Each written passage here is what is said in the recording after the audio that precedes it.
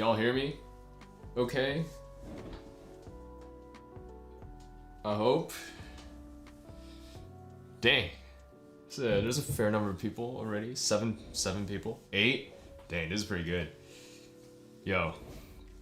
How's everybody doing? Can you hear me? Okay, is everything fine? Lit. Alright, I'm like scrambling. Checking stuff.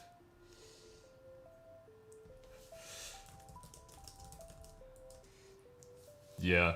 I just got a message. I should have put Fonzi's face on Asana's face in the thumbnail. I should have, but that's okay. You know, I wasn't sure if Fonzi would be okay with me using his thumbnail. That's what I did.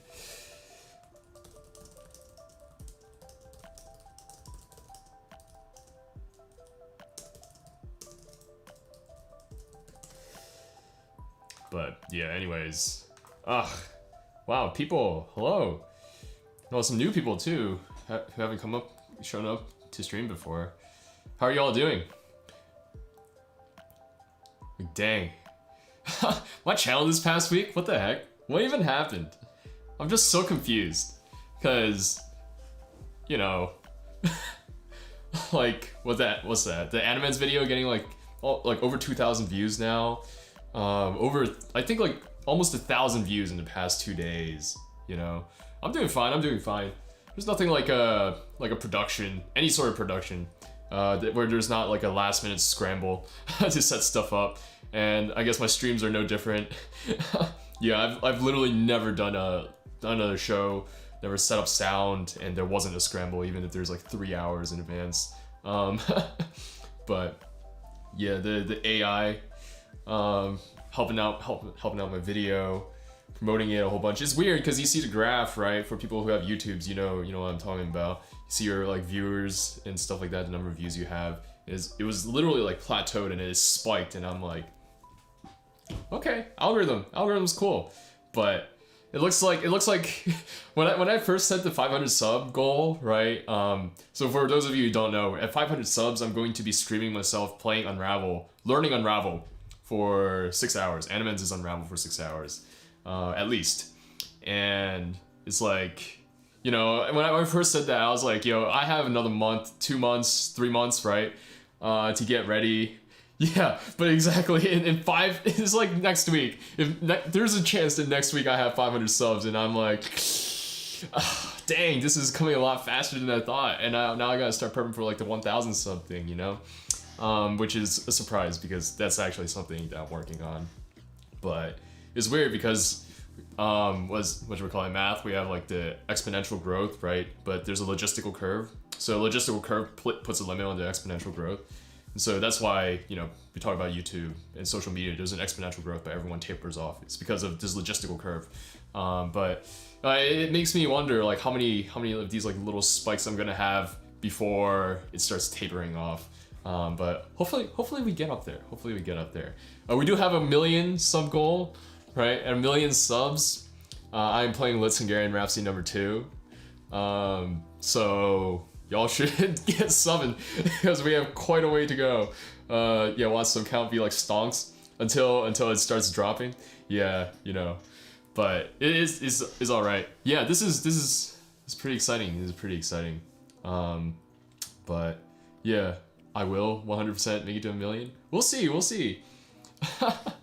You know, tutorial. I feel like channels that teach stuff only make it like so far. Because there's only very specific niche of people that want to watch stuff. Making 1 million alt accounts, 2 million subs coming in from like one spot, you know, geographically. But yeah, 14 viewers is pretty good. Yo, XYPianoMusic, what's up? But yeah, for people who are new, right, who haven't been here before, this stream, typically I just review people's videos and talk about what they're playing. But yeah, so this week I'm not taking requests because I got 2 requests throughout the week. One from XYPianoMusic to review his cover of Door, which we'll do first, and the other from Fonzi to compare our versions of his Crossing Field, which I'll do second. And then last week I said that I was going to play chess with Winter, so we're going to do a quick swap after that, and we will play a game of chess. Winter smoked me in our warm-up round. It was was quite a wreck. XY, sure, I can address you as XY.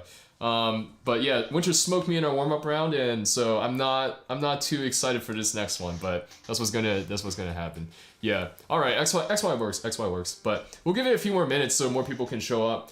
And then we'll get on to reviewing XY stuff. Again, if you guys are interested in having me talk about your stuff, your videos, just send me, DM me on Discord, comment in this video or whatever. If you chat it, I'm not gonna be able to see it later, right? So yeah, do that, and I think that's how I'll do this for now, right? Like, because I think waiting until stream to see who wants me to review the videos might take a little bit of waiting time and a little bit of awkwardness. Hey Mike, haven't seen you in a while, or you've probably just been lurking, but that's all good. Yo, I'd be down to review some of your new stuff because I feel like you're getting better. And it's like, it'll be interesting to talk about like more things that you can keep improving on. But let me know. But yeah, so if you want me to review stuff, anyone in the channel, just throw the links down, you know, below. Yeah, like stuff is getting quite good. And if you're enjoying what you're seeing, if you enjoy my analysis, if you enjoy my reviews, and you want private lessons, that's also possible now too. So there's my email address in the description. All these self promotions, you know. Now that I'm a big YouTuber, I get to promote myself, you know. But yeah, it's so nutty to me hitting like 300 subs, man. But in and out, but maybe sure. 20 viewers, dang, 21 viewers. Yeah, what? Double Flat Dude is my #1 student right now. So if y'all wanna take his throne, it's time. No. Yeah, I didn't even like realize 100 subs in less than a week, but I was literally thinking about it a few days ago, or actually last night. Like what was it? Before we posted the AOT collaboration video, I was around like 147, and I remember I hit 150 right before I posted the video, and now I'm at like what, 320 almost. It's like, dang. So yeah, but we're growing, we're on the grind. Things are working out, and yeah, I guess I'm a good teacher sometimes, according to Double Flat Dude. So it's all good. But anyways, we have videos to review. We have games of chess to play. And so let me pull up XY's video. Oh gosh, tabs please work. I was musically blind, but Watts gave me sight. I appreciate that. I wish I had like a little table so I didn't have to keep like reaching over like this. But all right, XYPianoMusic. Boom. Video reviews. That was kind of trippy. It's okay. All right. Yeah. Okay, so I mean, before we start, I'll just say XY that when I first listened to this, I thought it was pretty good. You know, it's coming along. I mean, I tracked some of your old stuff too, like back when you started some of your other things, and you've come along. So yeah, things are looking up. But anyways, enough of that.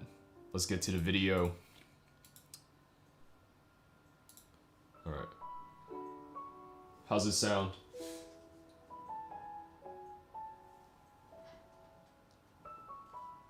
What editing software do I recommend?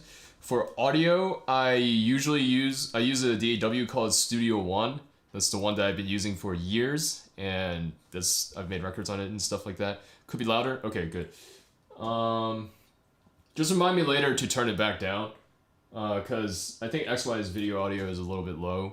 So, okay.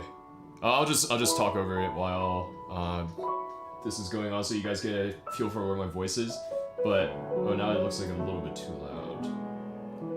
Okay, how's that? But yeah, so and for video editing, I use DaVinci Resolve because it's free, and it does everything fine. And I finally have a computer that can run it. So yeah, okay. Everything sound okay? Everything sounds good?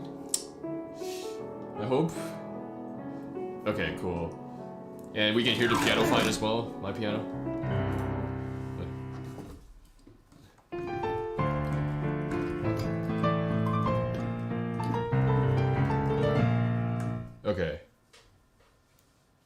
Yeah, okay, this is good. As long as everything's sort of in balance, my voice is a little bit on top, so we know what I'm saying. But, anyways, yeah. Oh, why is this light on?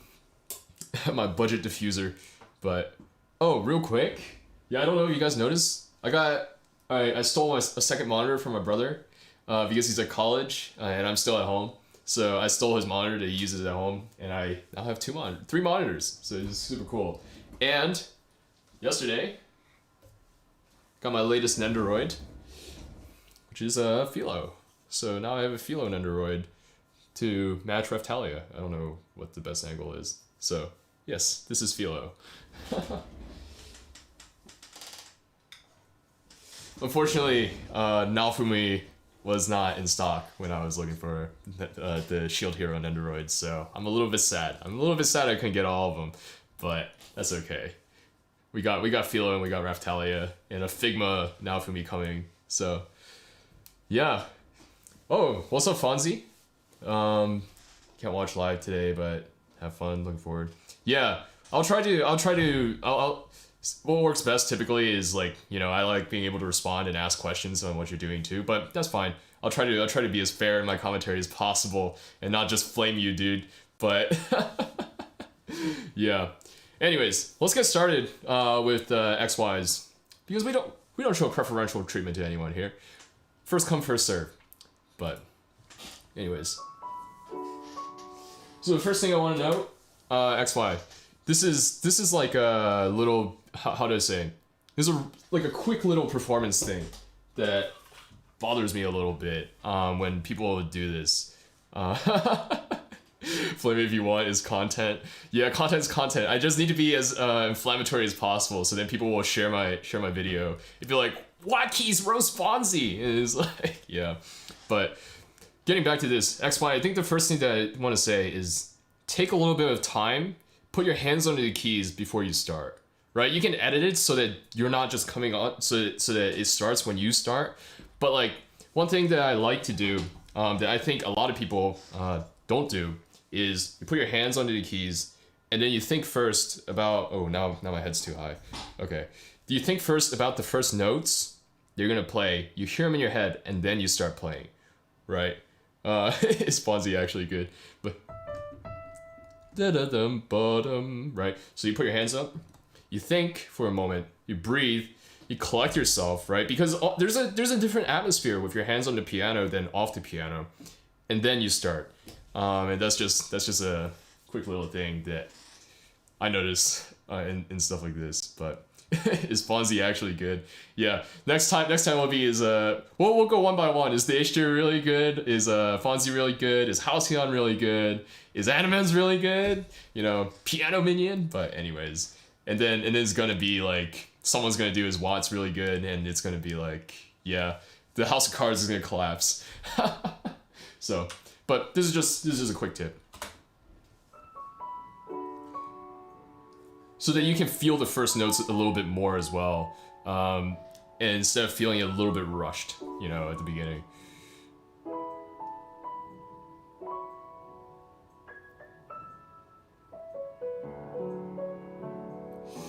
Actually, let's see.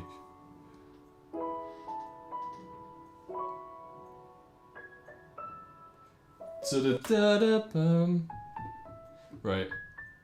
It felt a little bit like, I get the musical idea, but the way you played it felt like it was, how do I say? It wasn't thought through. It was like, da-da-dum, ba-da-dum, da-da-da-da-da, and it's just like, right. So I would say, at first, when you're practicing it, because I get what you're going for here, right? You want it to sound free-flowing and almost like rubato-ish. But perhaps one of the things you can practice is, when you're doing stuff like this in the future, is play this in rhythm, so you get the da-da-da-da-dum, da-da-da-da-dum, da-da-dum, right? So you have that in rhythm, and then you start playing with the, stretching and the pull, or like the pushes and stuff like that. Taking time to build an atmosphere, prepare mentally before performance. Yeah. I think I've seen some of his stuff too, because he has like that, like he has a reaction video to Your Lie in April, like the live one. I think I watched like the beginning, but then I saw that it was the live Your Lie in April, and I was like, nah, I don't care about the live action. I don't care about the anime. But yeah, there's a reason. Like it's not to say that every pianist plays this way, right? But if most performances that you watch, I think you'll see, like if you watch Daniel Barenboim, Claudio Arrau, you know, like Rubinstein, Horowitz, whatever, all their performances when they start, they'll sit here, right? What they're doing, right? They're hearing the first notes in their head most of the time, right? Or getting themselves in a proper mindset. They'll hear the first notes, and then they'll slowly put their hands on, unless it's a high speed piece, then they might come on a little bit faster and start going, right? But they'll usually come on slowly, right? After breathing, put their hands down, and one more breath, right? The breath here that they take is like the upbeat, right? If it starts on a downbeat, and it's like, and then it starts, right? So if we played something like Mozart K1 545 even, right?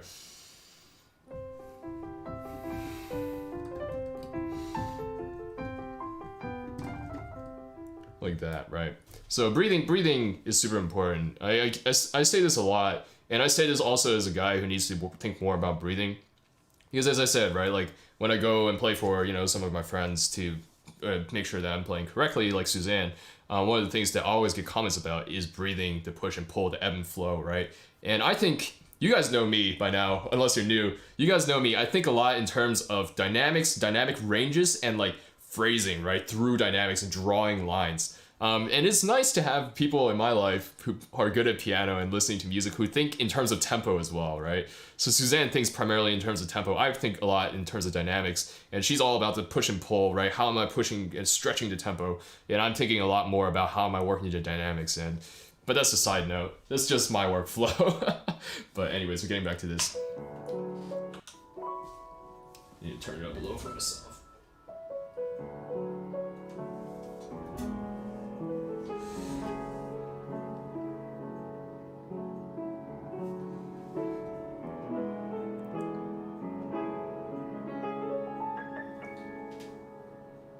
So I think the rolls in the left hand are good, but they need to be a little bit more succinct or like evenly spaced.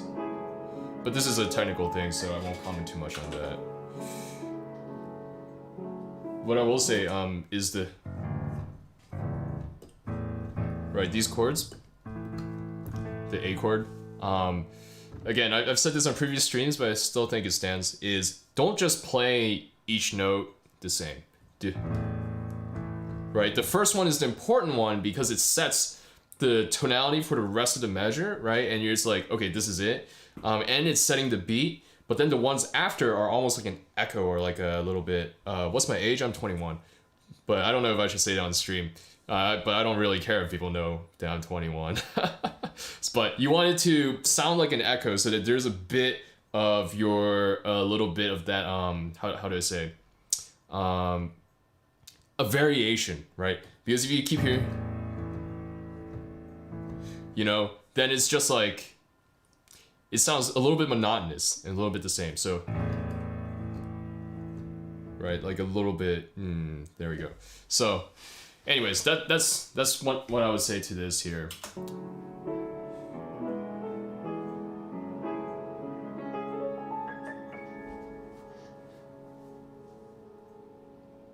Nice.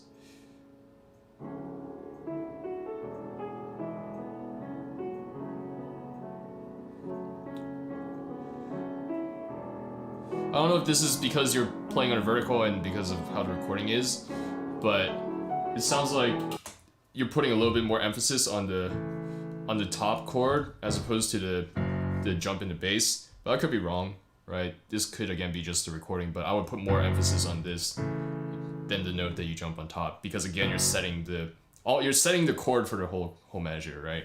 We're thinking in like very deep like sort of space or whatever, you know, like the here we get, you know, in this opening measure of Beethoven's third piano sonata, the controlling chord is the tonic, right? But you get passing tones in between, i.e. we're dropping down almost to like, it sounds like if we just played this chord, we'd be like, oh, we're moving down to a 5, but we're not, right? We're not moving to a 5. It's still controlled by this this tonic chord here. And so setting the chord here, right, as you jump is, you know, pretty important, I think. And that's where more of the musical emphasis should lie. Oh, pedaling there. Oh yeah, and I'll be down to go drinking. I get the Asian blush really bad, so yes, my genetics. Ah, darn you genetics.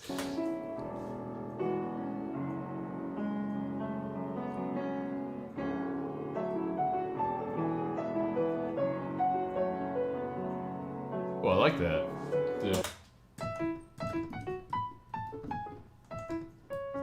You know. Maybe one thing that you could do that I don't know out of this is try to hold it a little bit more, right? So it's not just so that you're not dependent on the pedal to have that connected. So if you hold it, so how do I say? You're putting the right emphasis on the voicing, right? On your 4th and 5th finger. I think you're using all 5. But I would suggest if your hands are big enough, try alternating between 4 and 5 so that you can connect the notes up top.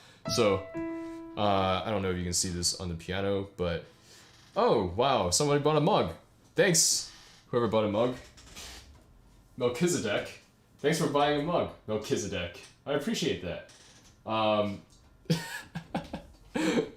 don't know who's Melchizedek, but dope. But anyways, yeah. You want to try to connect like this, right? And then you go to the next one. So first one, let's say, for example, you'll have to suss this out for yourself. But so this 4-1, and then 5-1, and then since this one's a little bit tough to cross over to 4-1, this is where you disconnect. But try to hold this F sharp as long as you can before you go like this. Right, so you connect without using the pedals so that it sounds more drawn together, more connected, right? Because this sounds a little bit clunky. You have the right voicing, but I want to hear a little bit more of that phrasing, so that you can then move forward into varying the dynamics within that as well. Yeah.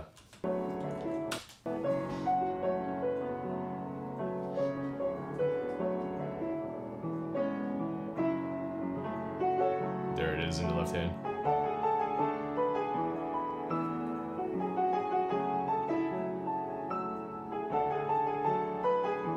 I can't tell if you're going 5-4, 5-4. Alright, but if you're not, I would recommend again trying that out for connectivity. But I like how you're increasing in dynamic, right? There's a bit of tension that's building.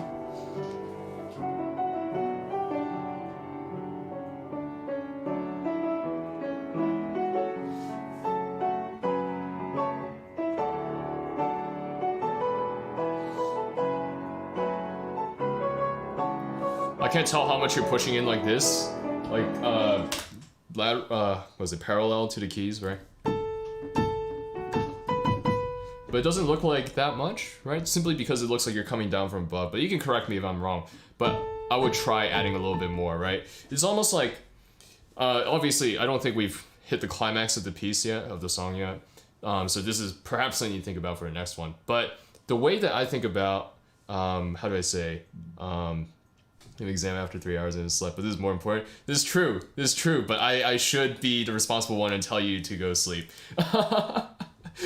But yeah, I think one of the things that I do when, how do I say, it's almost like I'm asking my piano to give me a louder forte or a louder fortissimo or more volume or more space, right?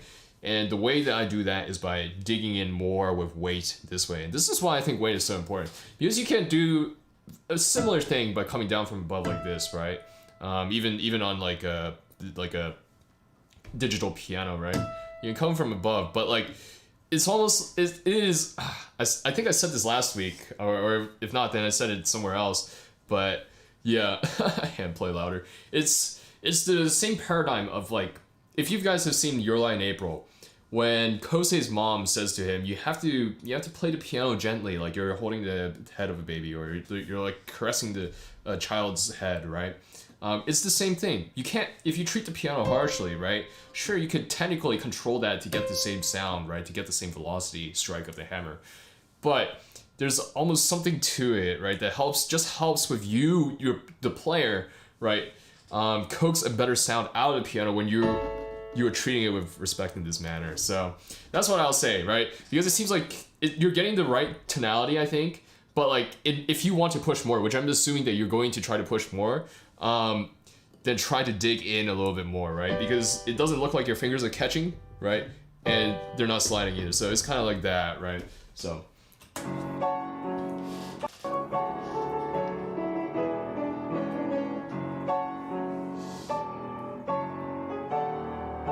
Ooh, love that spicy chord.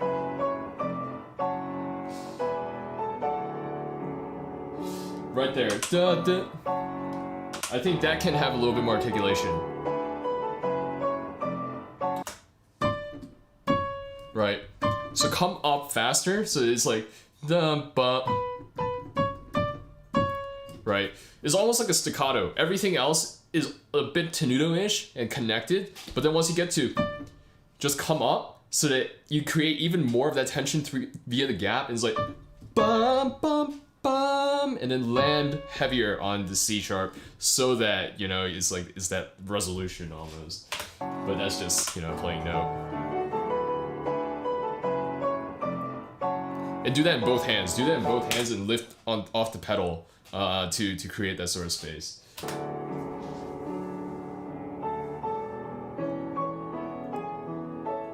Nice.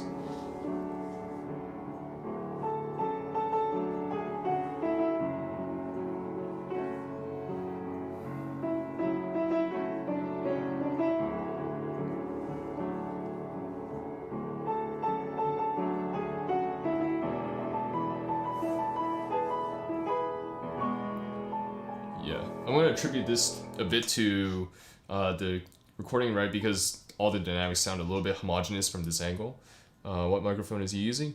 It sounds a bit weird. Yeah, it sounds like a phone microphone, right? If I'm not mistaken, which is fine. And obviously because it's mono, so it's not going to sound as, you know, natural or full. But that's fine. We can hear some of the details, some of the mistakes, and some of the good stuff too. Yeah, phone for visual and the audio. That's what it sounds like. Right. If we can, you're getting the dynamic right, again, right? Like for I think most of these videos that I watch, the macro dynamics are correct. You should really get an upgrade. Yeah, check out, another shameless plug, check out my link in the description, my kit for how I record piano. Anyways, but you're getting the overall macro dynamic correct. But it's time to start thinking a little bit more about the micro dynamics, the fluctuations within the dynamic range. So you have the, you know, it sounds like you're in a mezzo forte here in the right hand. And then you want to fluctuate within that mezzo forte in order to create a little bit of movement. I think songs like this are a little bit easier actually, now, like after trying to explain this a few times, figuring out how to do it, because there is a version of this that's called the original version that has someone singing this line. And when Rie Takahashi is singing this, and I think it's her birthday, right? Today's her birthday?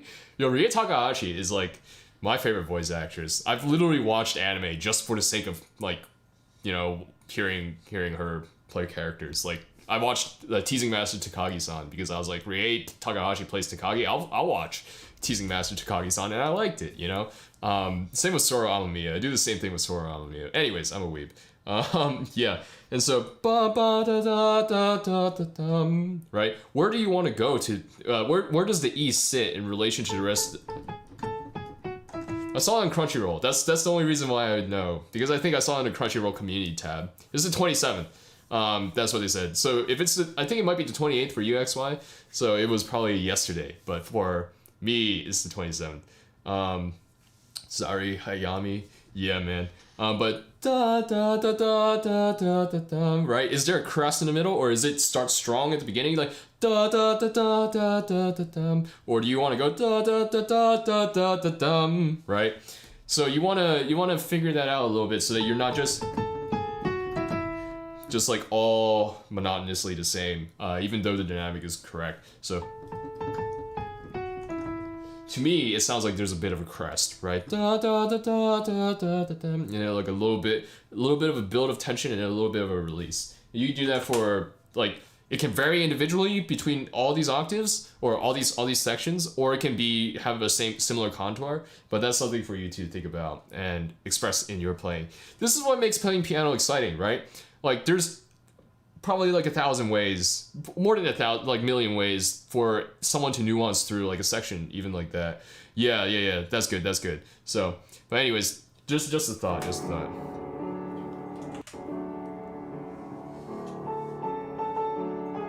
Yeah, there it is a little bit.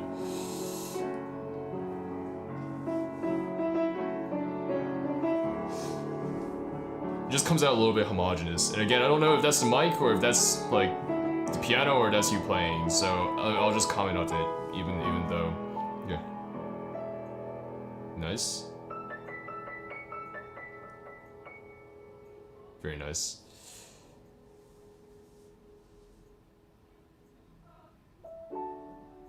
The family in the background. You'd love to hear it.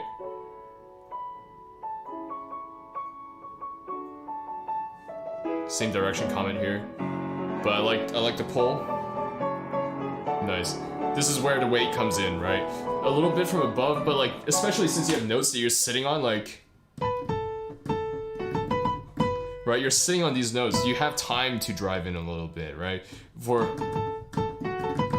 Right, like these ones, like you can't, right? And that makes sense. That's why you have to come from a little bit more from above to be able to create that sort of sound. But once you're on these these notes, like think of not just coming from above, but also landing and pushing in a little bit, right? At a 45-degree angle so that it sticks. If not a little bit sharper, right? So.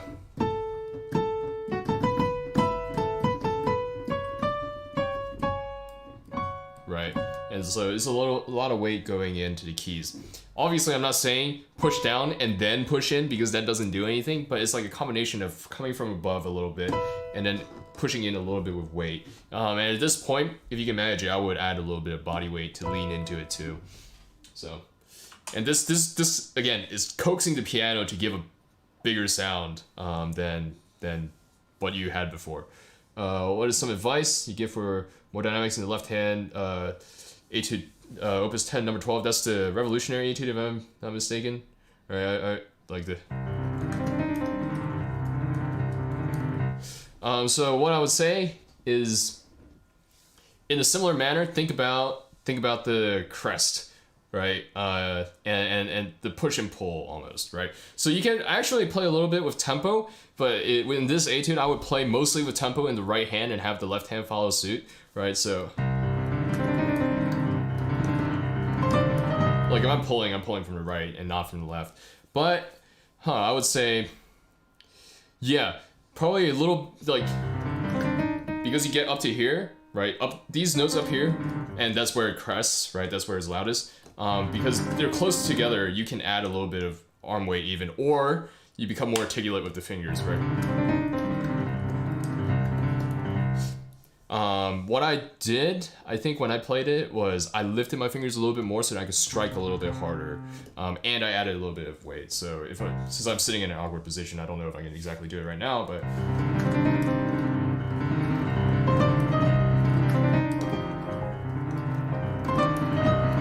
Yeah, it's weight, right? Weight going in, for me, at least. I'm varying how much I'm pushing in with my arm right here, into the keys as I'm moving up and down the keys. And that's why it's important to have a little bit of movement in your upper arm as well so that you can adjust, and a little bit of movement in the upper body so you can adjust for this as well. So that you can continuously push in with this sort of continuous weight. But yeah, that's what I do. It's hard to play fast and loud. Like playing loud is, I guess, I will say everything is relative, right? Relatively, playing loud is easy. Relatively, playing fast is easy. But playing fast and loud together is really hard because it's tiring, and playing fast tends to make loud stuff quieter because you don't have as much time to give to each note. So, yeah, I would work on that a little bit. Does that help? I hope that helps.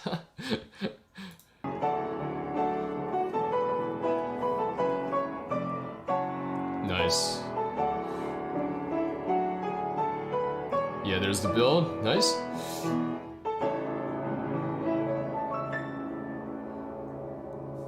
Again, the arpeggio was a little bit uneven, but that's a technical issue that you can fix with practice.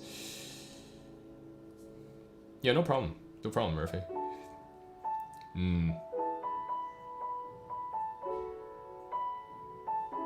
His hand position's fine. Like, you see the arch right in the hand here, which is good. And is normal. None of the fingers are collapsing, right? And the wrist is coming up, but that's because he's stretching out to push in a little bit. So, overall, I think this was a really good performance. I think there's a few things to think about with regards to, like, some of the push and pull things that I talked about at the beginning, right? With the... Right. And it wasn't just the ornaments, but it's applicable throughout. It felt like there were parts that were a little bit clunkier than others, which I pointed out a little bit in terms of dynamics. But if you apply what I said at the beginning about tempo to everything else, I think that'll help as well. But yeah, a little bit more direction and intentionality. Again, I get, right? The fact that you're recording on a phone, the fact that you're recording on an upright, some of these things aren't going to come out as clearly. But it's with especially the melody, it can always be exaggerated. The melody can always be exaggerated above the bass because it's so important that we hear the melody sing for what it is and do what it's supposed to do. So that's what I would say. And with the left hand, again, start thinking about, you have your 3 layers, right? Starting off, everyone thinks in 2 layers, which is super important, right? Right hand, left hand, most of the time, unless the left hand's carrying the melody. Right hand, left hand. But it's time to start thinking more about voices and like all these other things as well. So 3 layers, sometimes 4 layers if you're particularly ambitious, and upwards. So with some of the chords, again, right? You did some of them this way, but not all of them. So I would do all of them this way, or think about all of them this way. But the first one heavier, and the other one's lighter, right? Or not just heavier and lighter, but heavier, lighter, decrescendo. My camera is lagging sometimes. Unfortunate. I don't know what's going on. You can call me whatever. You can call me Watt Senpai or Sensei. I don't know what's up with my camera, because today when I turned it on, OBS had a hard time picking it up. And so, like, this is what I meant by having to scramble right before I started. So if there's a problem with the camera, then unfortunate. If it ever shuts off, so I have the stream opened here, and it looks relatively smooth, so I'm gonna just keep rolling with it for now, but next week I'll take a look into it. So, but anyways, XY, do you have any other questions? Do you have anything? Whatever. I see. I see you, Sean. I see you. But wow, we're at 19 people? Master Watt is preferred choice. Cassie, Watt Sensei translates to Honorable Master Watt, I think, or Honorable Teacher Watt in English from Japanese, so I guess it works. But yeah, do you have any questions, XY? Is there anything that I explained poorly or that you wanted more feedback on? Again, I didn't comment too much on the arrangement itself. Actually, this is a thought that I had this week, which I'll share. Yeah, actually, no, before I just keep roasting and flaming and telling you what you can do better, this was really well done, dude. It's a lot better than how you were playing, even like from your earlier videos. I'll switch to a more impressive title. Thanks, Cassie, I appreciate that. But yeah, this was really well done. I could hear a lot of the ideas. Unfortunately, it didn't come through as well as I wished it did, right? But yeah, it's like you're thinking the right way. I think you're on a very good track, especially compared to where you were.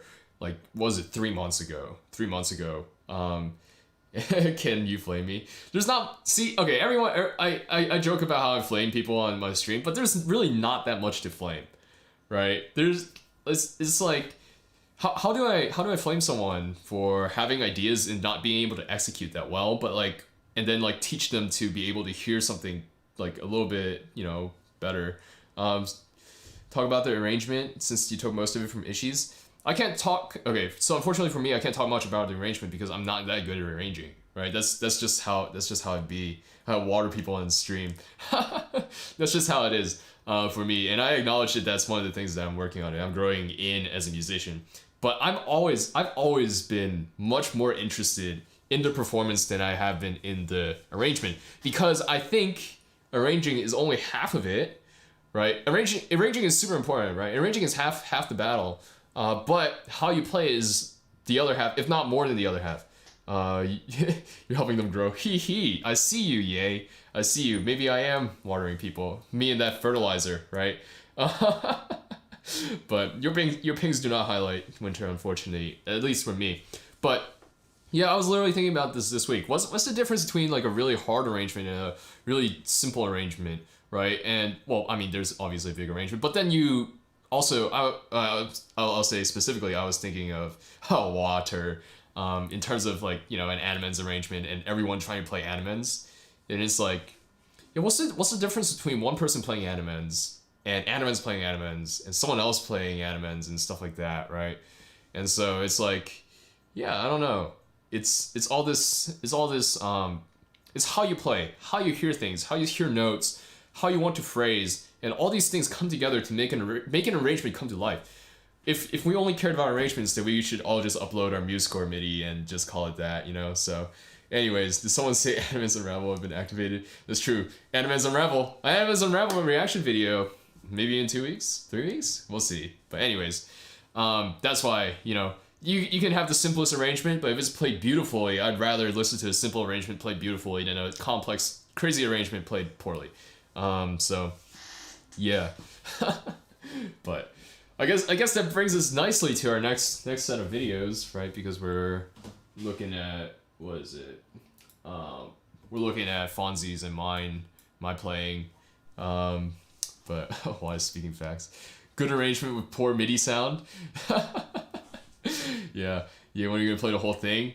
Yeah, what are you doing? You're just like trolling. How much would I rate it out of 10?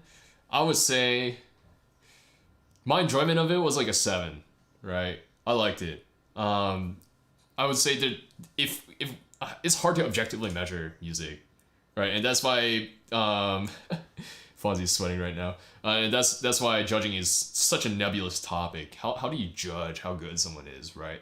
But yeah, I would say maybe like objectively it's like a 5 or 6, right? Because one, it's hard to hear some of the things that you're going for, whether that's the piano or the mic, and so I can't exactly fault you with that.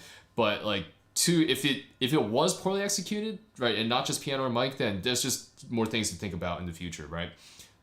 You have a lot of the stuff, you know, that you need to get better, and a lot of the ideas are there. And again, to someone else, or someone else who plays piano, this could sound like really good, right? Or be like an 8 or 9. But just personally for me, some of the things that I look for, right? I say this many times. I've said this a lot of times, I think, on stream, is actually, I think this is most evident in this game covers, right? Hearing mine versus Halcyon's versus Animens's. Mine is coming out this week, so shameless plug. But Halcyon versus WattKeys, IMO. Halcyon puts more emphasis on the rhythmic elements in the left hand than I do, right? That's one thing to note. Second, WattKeys versus Animens. Animens phrases in a more blocky manner than I do, you know? And so it's like, what I hear could be different from what someone else hears and cares about. So I personally really like long phrases, long drawn out phrases, and that's not exactly how you play, which is why I would say that there's more work to be done. But and I genuinely do think, right, that there's more work to be done there. But aside from that, again, this is all just my opinion, and I say that because I need to insert a disclaimer before I start talking about Fonzi. So, all right, here we go. Fonzi M. I guess I should I should like timestamp this so Fonzi can find this later, you know, just for the poggers, you know, for the pog champ himself. Video reviews, there we go.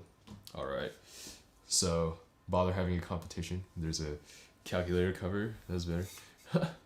10 out of 10 is Animens, 9 out of 10 SLS, 7 out of 10 is Ruru, 5 out of 10 is Pan. It's hard to judge like that, right? I would say Animens, if Animens would not get a perfect score for technical accuracy, you know? Like, yeah, and that's just how it is. You can't hear most of his mistakes, but they're there if you know the score. So it's like, how do you want to judge? Like, what's a 10 out of 10, right? And I mean, it's just, and also judging like arrangement difficulty. How do you necessarily judge arrangement difficulty? Like, should we all be playing Piano Minion because technically he has like more difficult arrangements, you know? But anyways, Fonzi, we'll do one better in your group chat and help him out. Come on, yada yada. Where's Fonzi? What's Fonzi? The first seat. Wow, there's 23 people here. What the heck? I should review a Kyle Landry piece too. Sure, I'll do that. I can do that next week. But I need to take a sip. I'm talking too much. There's like actual like a lot of people now. What the heck? But yeah. So quick note about Fonzi's Crossing Field. Right, I played this. This is the second video that I put out on my channel. Who's Fonzi? ReZero flashbacks. So I would say I know this piece pretty well. Know this arrangement pretty well. Let me grab my sheets real quick, because I haven't played it in a while. But I started, actually high key I started playing Watt is Fonzi, but Fonzi is not Watt. Lol. I subbed. Judge YouTube pianist by sound quality, video quality, arrangement complexity, and performance rating. I only listen for the performance and the technique. So anyways, and a bit of the arrangement. But that's just me. But getting back to Fonzi, yeah, I started anime piano technically when my roommate last year was like, "Yo, you should play Giorno's theme." And so I was like, you know, I had this keyboard in our room, and I hadn't played in a long time, so like half a year or so, right? And I was just like, sure, I'll play Giorno's theme. And so we went through looking for Giorno's theme covers before winter break or something, and I found Fonzi's, and I was like, I'll play Fonzi's, like. And that's how I found Fonzi. And when he put out Crossing Field around the same time, Crossing Field was the only anime song that I knew at that point, since I wasn't a weeb then. And I remembered that from, you know, way back when. And then he put out the sheets, and I was like, I gotta play Crossing Field, since this is the song that the few weeb friends that I have know, and that I know as well. And so that had a heavy influence on why I chose Fonzi's Crossing Field over, you know, like Animens or something. But doesn't really have much to do with the video. I wonder if you can answer it. If anybody can play piano, what makes someone a pianist? Ooh, that's a good question. What makes someone a pianist? Let me think about that for a quick sec, because I don't want to give a quotable an answer that's quotable and that influences thinking, because you know I suppose I have a decent amount of clout now, without like thinking through what I'm about to say, you know. I think, okay, actually this brings up a little bit of what I was thinking of this week. What separates someone playing just something, right, like an Animens arrangement, for the sake of playing the notes, for the sake of playing like something technical, versus someone who really plays an Animens arrangement, right, like Halcyon or something, right. I think it does have to do with passion, right. An immediate answer is someone who has put passion into practice and playing. And I think the passion and the how do I say? I think passion is probably the biggest definer, right? Watt has a dream. People with instruments versus musicians. That is true, yeah. Person who had to study and have passion to get increasingly better. I don't think necessarily you have to study, right? But I think you need to have a passion for communication. Ooh, maybe that's it. Passion for communication. WattKeys Requiem. Yeah. I think if you have a passion for communicating with people, for connecting with people, genuinely connecting with people on a level that is more than just like superficial, you want to be able to speak to someone, right? In something that's more than just words, something that is deeper down, right? Then you're a pianist. You can play the notes, right? Anyone can play the notes. Or okay, fine. Most people can play the certain notes. Getting girls with piano. Yeah, listen to my story. Right. But I don't know. For me, what differentiates an artist, right? And so I think a lot about musicians and singers and stuff like that. You got people in this who are or punk rockers, right? Who just like scream and they objectively awful, horrible technical musicians, right? Learning how to improve, a person is immersed with music, sure. But like, yeah, punk rockers are absolute garbage sometimes, most of them. At least local bands, gosh, they suck. They suck technically on guitar, and I don't know how to play guitar, and I think they suck, right? But it's undeniable that their music speaks to someone out there, and they have a passion for just being angry and having other people understand that they're angry, and having that group of people come together because they all want to feel how angry they are, you know? And so I think the same thing is, you could say that with any piano, right? Any music, right? You need a passion for speaking to people, communicating with people genuinely, right? Someone just playing notes, someone just playing Adamans is like Unravel for the sake of playing Unravel, right? Again, right? We all have like different levels of like how much we care, right? And so I'm not going to sit here and say, because my dream, right? Me Killbot, right? Genuinely desire to have like this deep connection in each and every single thing that I play with each and every single person who listens to it, right? Which is the reason why I write my freaking long descriptions, so that you can understand what goes into it for me and the story that I'm trying to tell, right? It doesn't mean that literally all you guys need to have that too, right?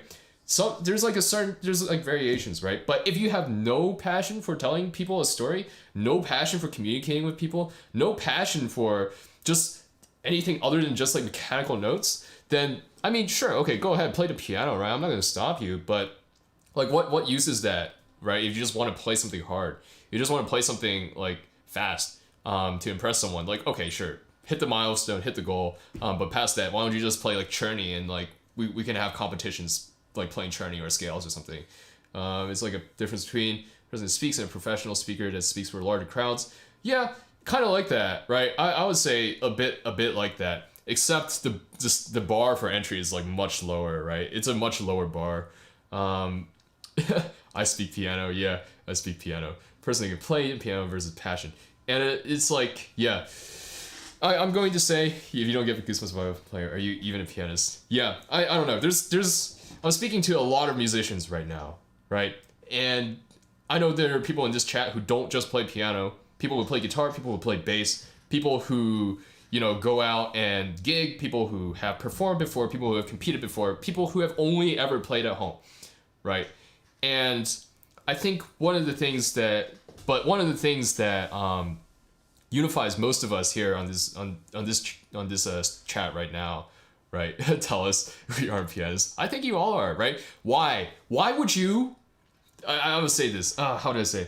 One of the things that has stuck with me the most is something that my violin teacher Leah Kim, right, told me in 8th grade. So Leah Kim is a fantastic violin teacher and fantastic violinist who had her career cut short because of an injury, right? She graduated from Juilliard. Like, if you read two-set memes about practicing 40 hours a day, she as a kid, like, practiced, like, legit, like, 10 hours a day, right? As a kid, of her own volition.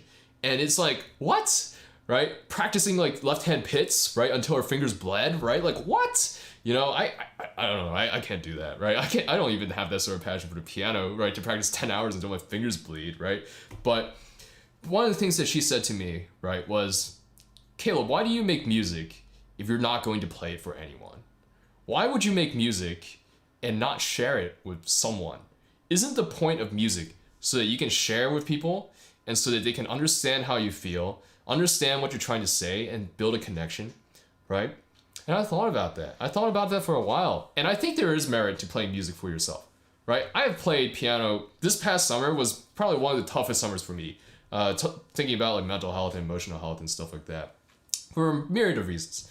But I played a lot of piano for myself then because I needed to be able to speak and vent and understand how I was feeling, right? Through like keys, through music, through like anything, right? Whether it was to calm myself down with like Chopin's Nocturne so that I could just be like, okay, I need to breathe, right? So that I'm not just like flipping out, or whether it's because I'm just like so angry that I don't understand what's going on. Everything is like, feels like it's crashing around me.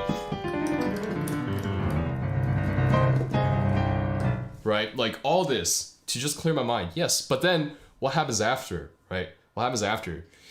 What happens to all those emotions, all those feelings, all those sounds, all the things that you put, all the work that you put into saying exactly what you want to say, that story that you want to tell, if you just keep that to yourself, right? Because there are so many people out there who resonate with this. So many people who, and I think this is like the beautiful thing about music, right? There's a story that you're telling, you as the musician, that you can say without words, and that your audience, when they hear it, doesn't necessarily understand exactly what you're saying, right? But it means something special and individual and unique to them.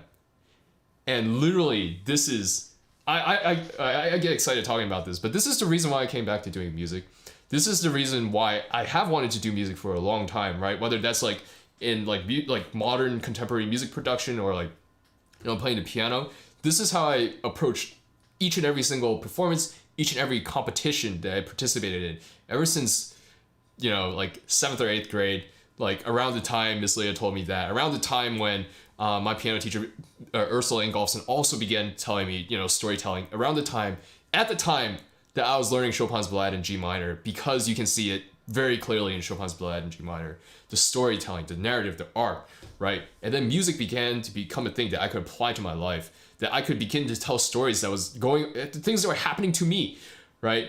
Like Brahms' Rhapsody No. 2 in G minor is incredibly impactful for me, because there were a lot of things that were going on in my life in 9th grade that I just couldn't talk to anyone about, but I could play on the piano, right? And then when I went and performed it, or when I played for my teacher, or when I played for friends, or when I played at home even, right?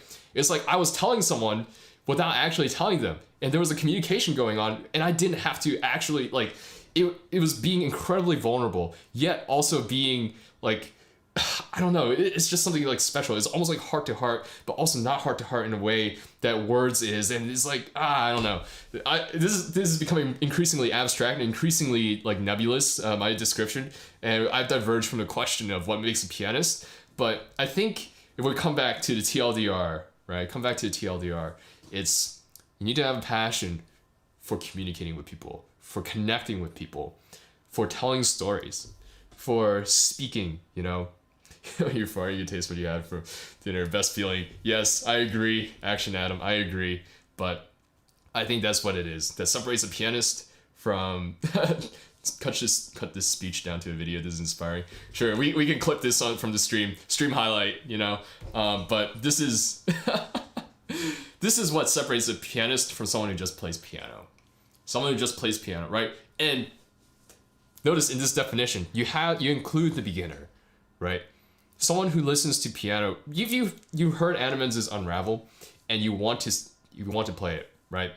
I think there's many levels of communication. Sorry, I'm diverging a lot, right? And I'm not getting to crossing field as I promised. So Fonzi's gonna have a hard time finding this. But like, I think Your Lie in April. Again, I'm gonna reference Your Lie in April. If he gets emotional during live stream, hashtag emotional. I'm gonna cry, dude. Like.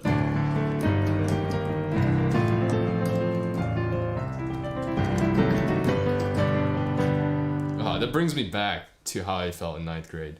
Anyways, but let's bring it to Your Lie in April, because I think this is an example that a lot of people get in this stream, or even a pianist. I think there's a lot of things that you can say in your music, right? Was it Takeshi and Emi?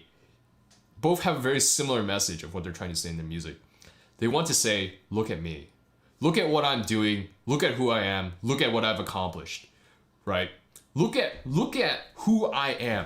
I'm sitting before you, and I'm presenting an image of myself, and I want you to hear me and understand me exactly as what I'm doing right now, right? Arima is in the chat, and this is a message that you're trying to convey. This is a message that you're trying to communicate, right, to their audience. And it's, sure, we could say that it's a more selfish, more self-centered message, but that is a legitimate message that a lot of pianists have, that a lot of people have, right? Because you put in the work and you want someone to hear it. And you want someone to hear it, and you want someone to understand that you put in the work, understand that you're like driven, this is a part of who you are. And I think that's a valid form of communication. That's a valid thing that you can say through playing the piano. Piano was fun for my old username, haha. Yeah. But then contrast it with Kaori. right? Contrast that with Kaori and then Kosei towards the end of the series, right? Piano is no longer just. I have a question once I've done finished this monologue. Sure. I'll try to wrap this up quick so that this stream clip doesn't get too long. But contrast this with Kaori and Kosei, right? Especially Kosei towards the end. Their goal is not necessarily to say, look at me, right? But it's, I mean, just think of, like, even, what is, like, halfway through, right? What does Kosei realize? Or once he start playing, right? He starts, what is it? Shoot, I can't start there. Whatever. Gosh, I'm so bad at memorizing stuff. But, yeah, okay. What happens when he hits that point, right? Where does his mind go? What does he start thinking about? What does he start saying, right? In that point, and the show does a very good job of telling us exactly what he's trying to say. And he is telling the story of, and I hope this isn't too spoilery, but of basically how he learned piano, right? And a lot of the reason why he plays the way that he does, right? You gotta touch the key, you gotta caress the keys like you're holding a baby's head. You gotta be gentle with the piano. You have to play this way, you have to play that way, and you have to sing, Kosei. You have to sing, right? And this is the story that he begins to tell. What's the story that he's telling when he's playing Chopin's Ballade in G minor, right? What happens when we get to this point?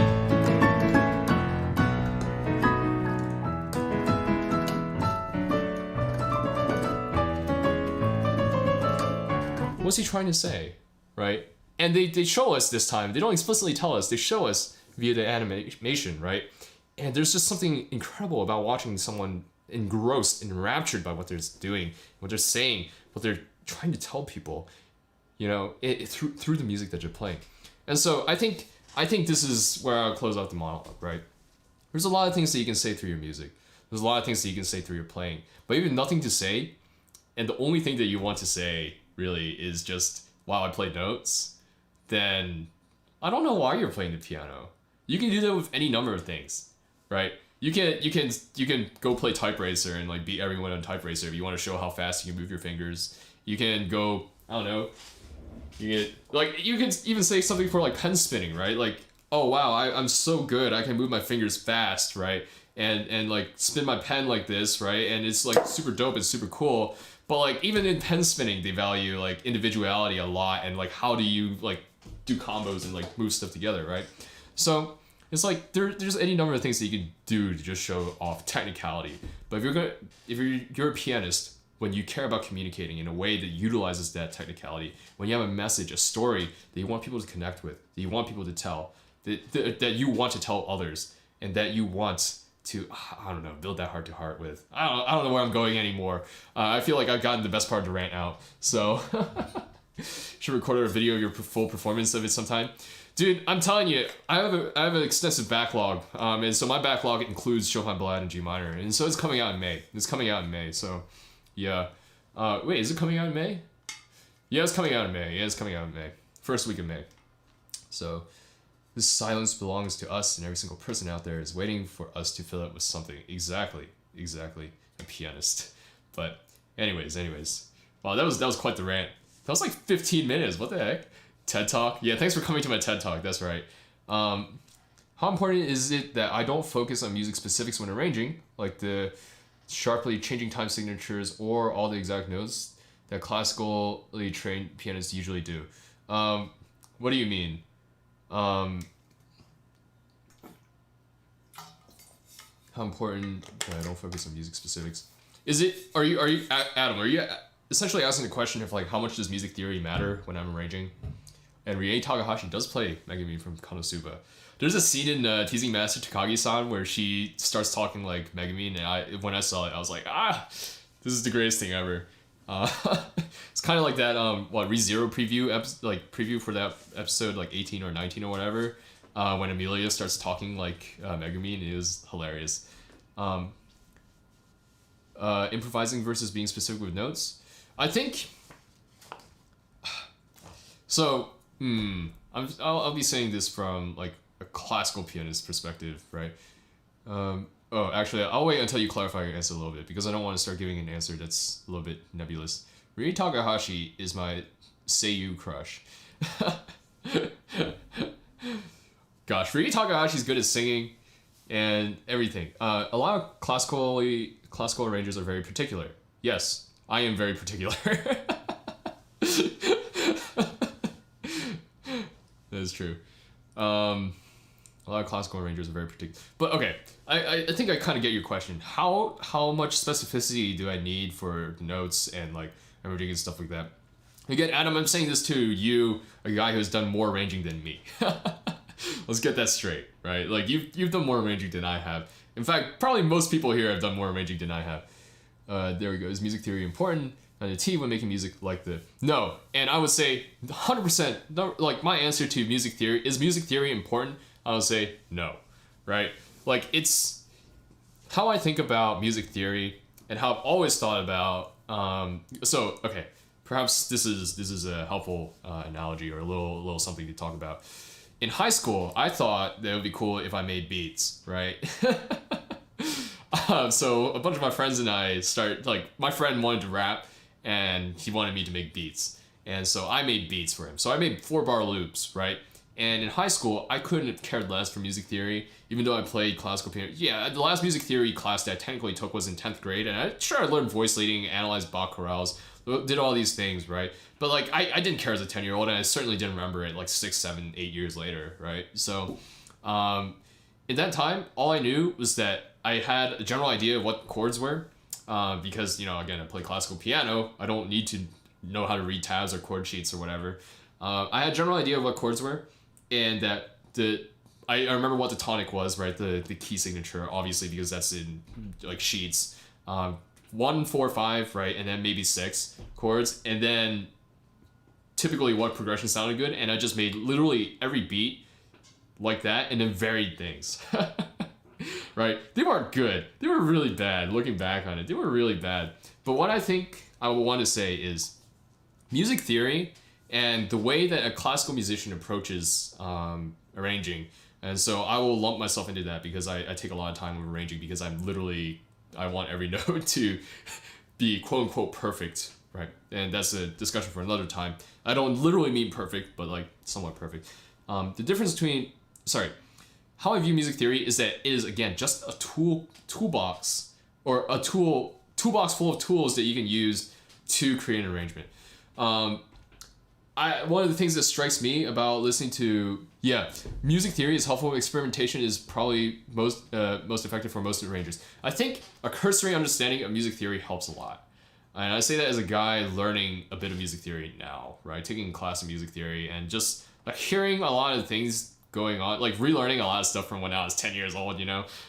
Just throwing it around in my head because animals are like so high quality perfect. I'm worried that I can only think of a particular pun without doing it. I think, here's the thing, again, Adam. Part of what makes let me backtrack first and finish my last statement about like using music theory as a toolbox, right? Music theory is interesting because you listen to voice, like if any of you know anything about voice leading rules, and like, you know, you can't do parallel fifths, you can't do parallel octaves, you can't do all these, and like I'm literally analyzing Bach chorales for like assignments now, and it's like the biggest pain in the butt to have to sit through and like write like resolutions, and then like it's like you get the comments back, it's like, oh, there's another parallel octave, oh, there's a hidden fifth, right? But like when you actually play on a piano, it low-key sounds kind of bad. It like actually low-key sounds bad, right? And like especially with the parallel fifths and stuff like that, like that sounds really hollow and kind of bad, you know? Parallel fifths and octaves are taboo, but like when you start thinking about it and when you apply it, you're like, it makes sense why people are like, don't do it, right? It sounds bad. And so perhaps, right, like having an understanding, okay, maybe if I want to resolve a tonic chord, maybe I use a tonic 6/4 into like a 5/7 into a root position tonic, right, would help. Right? If you're looking for something to help you wrap up like a phrase or something, right? But it's not necessary, because I think if you noodle around enough, if you mess around enough, you'll get to a very similar result, because it won't sound good if you do otherwise. Unless you're into atonal music or chromatic music, then that's a different story, I guess. But I don't know. That's what I have to say about music theory. It'll get you probably a little bit faster, right? If you're stuck. I think Animans even said this in like some of his Discord stuff when asked about how do you arrange. It's like, as you're arranging, right, you don't need music theory necessarily, and this is me saying, not him. But one of the things that he said is like, as you begin to develop as an arranger, you grow your toolbox of things that you can do, right? I mean, when someone starts off arranging, right, what can you do with the left hand? Play the chords, right? Right, or wow. Anyways, just play chords, play clunky chords, break it up, right? Play Alberti bass. What else can you do, right? And as you start getting more and more used to experimenting with different things, maybe you can break it up into arpeggio like this. Hello, James. How are you? We're talking about arranging. You can do maybe a full arpeggio like this. You can do like different rhythms. You can do different patterns, right? And it's just like as you arrange, you build that toolkit. You build that toolbox more and more. Music theory is one thing that you can add to that toolbox so that it helps you think about it more analytically, but it's not necessarily 100% necessary, but it is generally helpful if you even have a cursory understanding. If it sounds good, it's good. Yeah, this is, okay, I take this from audio engineering as well, right? There are audio engineers, for people who have messed around with their, the full size or the besto, yeah. For people who have messed around with like their VSTs or whatever, or like a little bit of mixing to try to get their VSTs to sound better, there are people out there who obsess over linear phase EQs, over EQing like specific frequencies at like the highest Q possible in order to get that specific tone cut out, and then like a little bit of a boost at like 5.1K, right? Just to get a little bit of that shine, and then like a little shelf, a 24 dB shelf boost at like 15K, right? To get a little bit of air on that vocal, and you know what? Once you blend it in, it's like, bro, shut up. Like, I don't care. I just want it to sound good, you know? I'll tweak the EQ settings. I'll tweak the compressor settings. I have a general idea of how these things should work. And sure, I can get technical and talk about them because I've been doing this for a while. But why would I want to do that when literally we're just trying to get something to sound good? And the best way to learn how to get something to sound good is go and do it yourself. Go and try and see what sounds bad, and then learn for yourself what sounds good and what sounds bad. You know, it's exactly that. Same thing with music, same thing with piano. And we can, for me, right, talking from a performance perspective as opposed to a arranging perspective that a lot of you guys are coming from, learn what sounds good, what sounds bad, right? Perhaps like, okay, the dynamics a little bit clunky, a little bit monotonous, a little bit even, right? Is there a way to make it better? You play around, maybe.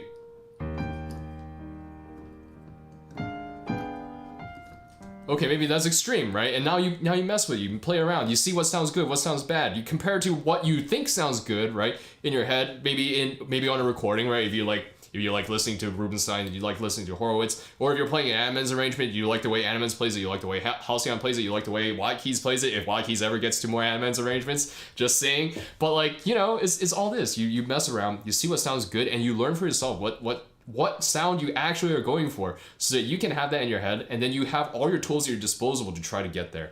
And so that's what I mean. That was another long dissertation on another TED talk on whether or not you need music theory to arrange. But what was your other question, Adam? Wow, I'm like, I thought I was going to be reviewing Fonzi's playing and then like playing chess with Winter, but I don't know what's going to happen now. No, I'm kidding. But yeah. Anyways. 2 TED Talks later, yeah. I'm scrolling back through the things because I remember Adam asking something else, but I don't remember what it was because I tabled it real quick for to continue my rant. Animants arrangements are high quality and perfect. Oh yeah, that was the thing. Approaching a level of animants. Yeah. So last thing to say, right? And I think this is what a lot of people have the goal of. I would like to remind you and everyone else and myself that Animans is incredible and amazing, right? From an arrangement perspective, from music theory perspective, right? Even just looking at like, you know, some of the figure bass and the progressions in his like stuff, it's like, oh, interesting, right? Oh, passing tone here, passing tone there, right? Like leading tones here, polytonal stuff here, right? All super cool, super amazing, right? But I would like to remind everyone, again, this is what I said earlier, that's only, to me, right? To me, again, I'm biased towards how people play, right? As opposed to how they arrange. But to me, that's only half the fight. That's only half of what makes Animans great. The other half is also how he plays. And you can have, like, again, this was a point that I was going to make because I was going to compare Fonzi's crossing field to mine. Fonzi has a relatively basic arrangement of crossing field. right? But I think that there are things that you can do, ways that you can play it that makes it more interesting.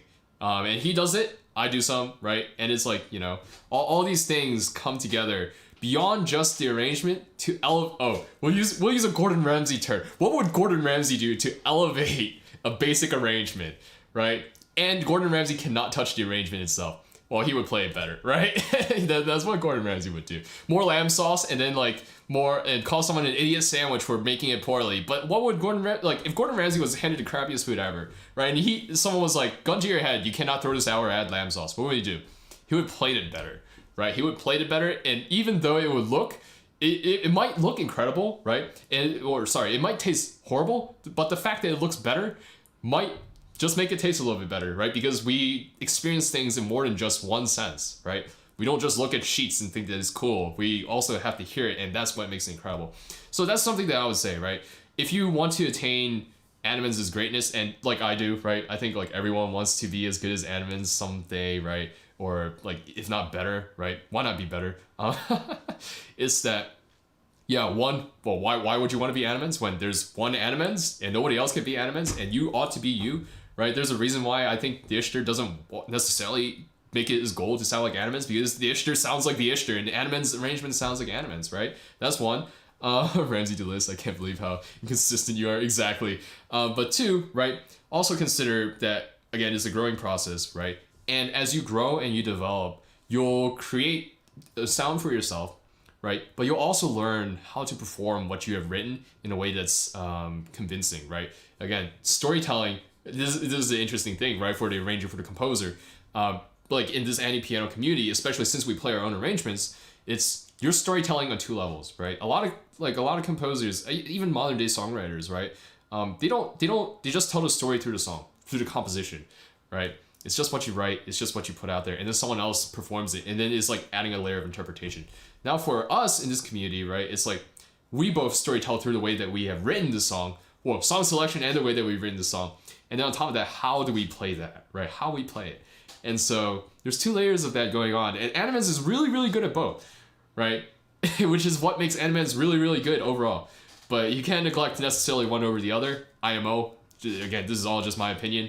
As much as clippable as this is, IMO, you got to be good at both, and you got to develop in both, and you have to.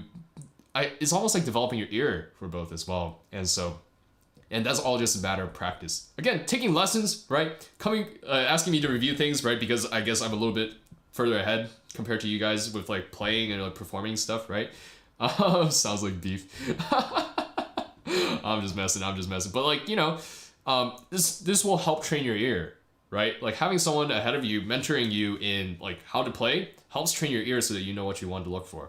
Having someone mentor you and train you in music theory and like what to look for in good writing will help train you to understand what will sound good better, right? Or better, and like get your ideas down more fluidly and yada yada. So anyways, that's enough of me ranting. I don't know why I didn't switch the layout, because now this clip, if I clip this, is just literally going to be a black screen that has Fonzi M crossing field over it and me like ranting in a corner. But like, yeah, I don't know.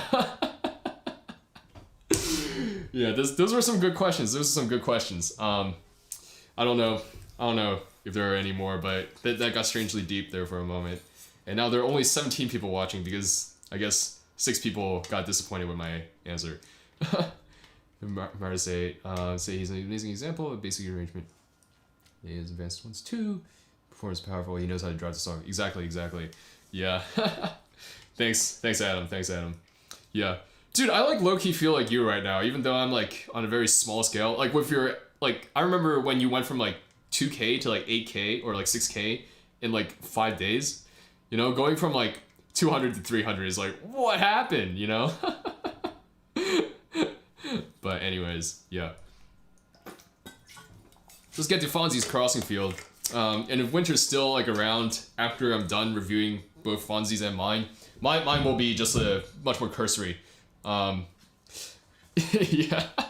my reviewing mine will be a lot more cursory, but like, yeah, if Winter's still around, I'm still down for chess, but like that's okay. And I'm gonna real quick swap out the battery on my camera because it died. So, give me a sec, guys.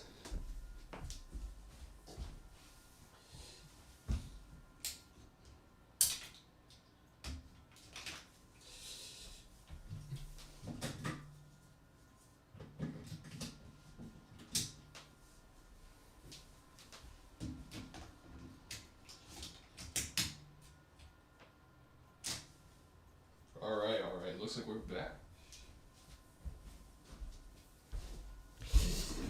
Are we back? Yeah, we're back. Alright, cool.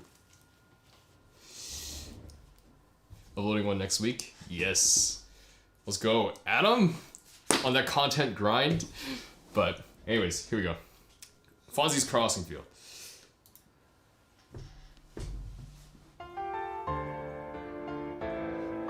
Oh, what's nice is Fonzi's not here to defend himself either.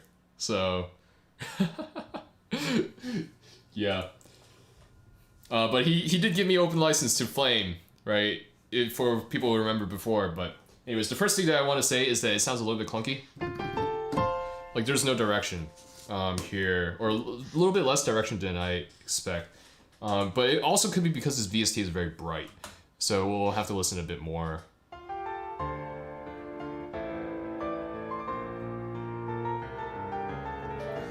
What I think it is because the way I think about it is I'm playing to this like C, right? Wait, actually roasting him LMAO. Yeah. Rip Fonzi.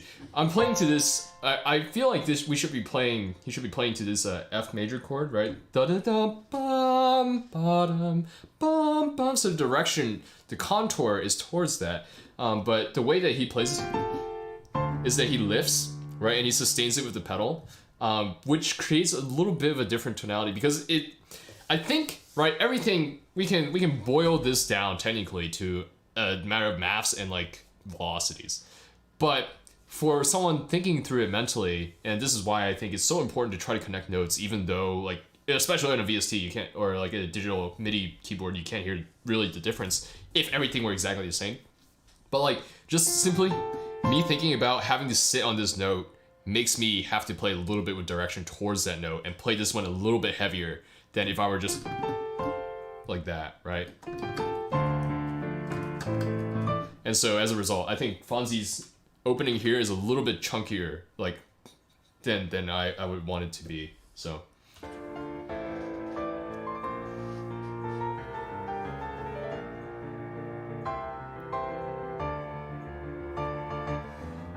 But one thing that I have to say about Fonzi's arrangement before I continue onwards is that it's very basic and very simple, yeah. But actually for me coming back to piano, it was a little bit tough.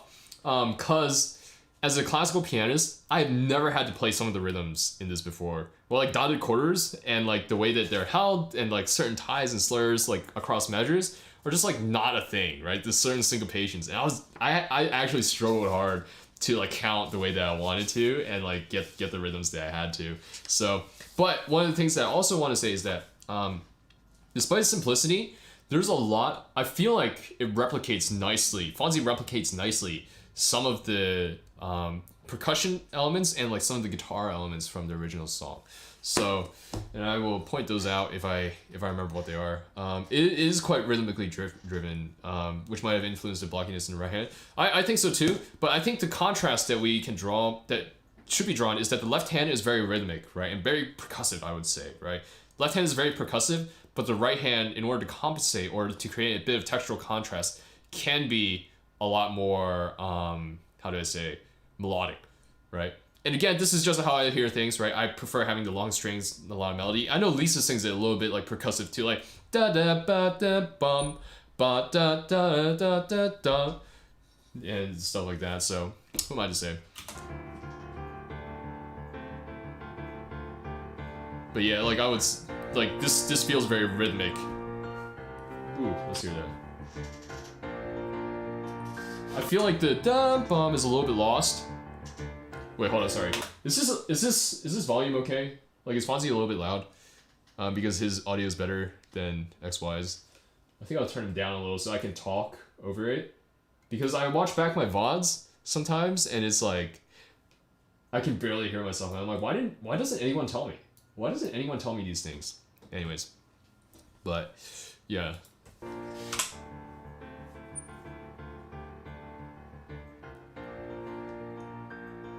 Yeah, so the bum bum. Sorry. Yeah, I almost prefer to hear a little bit more.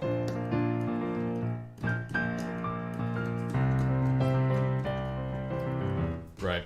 A little bit more of that top note, and then like, again, thinking about the layers, right? Oh, it's a bit quiet now. My bad. Where? Okay, we'll straddle the fence. We'll straddle the fence.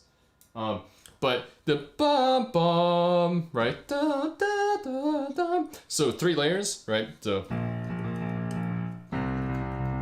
and then, what was it? Sorry.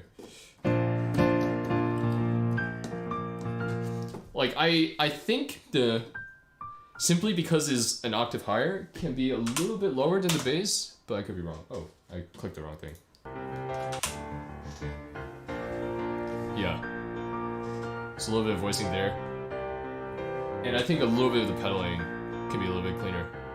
Because it sounds like there's a distinct gap. I don't know if he's going for a distinct gap, but I personally don't like the distinct gap. Like, it's like a... because it feels a little bit discontinuous. Is it fine now? I hope. Ah, this is nice.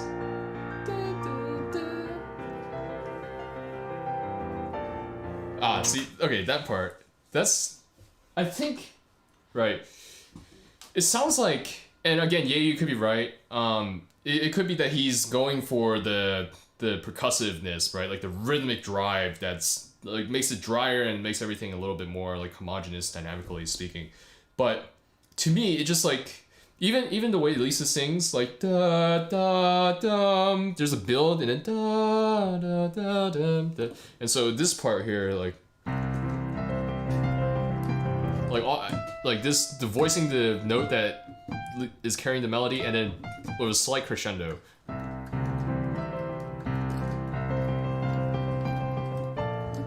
Right, like that. And Fonzi plays it pretty much consistently the same throughout.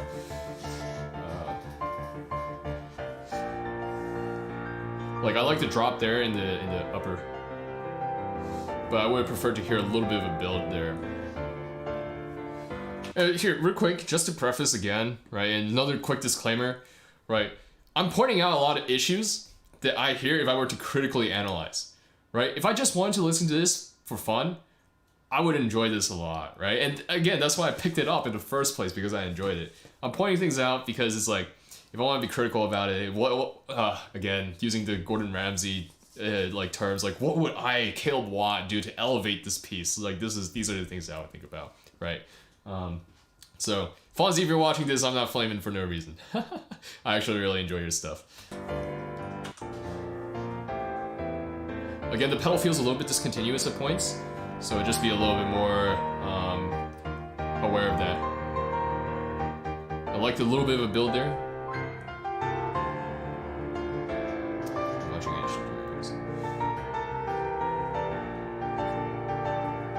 Respectful roasting, that's right. Okay, this is something that So, I think what can be, yeah, Ishtar is a veteran, dude. What can be done here is, how do I say? It feels like there needs to be a little bit more of a contrast toasting, a light toasting. It feels like there needs to be a little bit more of a contrast between the end of the verse and the chorus, because the chorus, even in the even in the original song, like the stuff drops out because it drops to like what, a single like pretty clean sounding guitar, I believe, and then like there's a da da bum bum bum, the snare da da da da da, right, da da da da da da da da da da da, and then it drops, right, it drops, and that's where the right.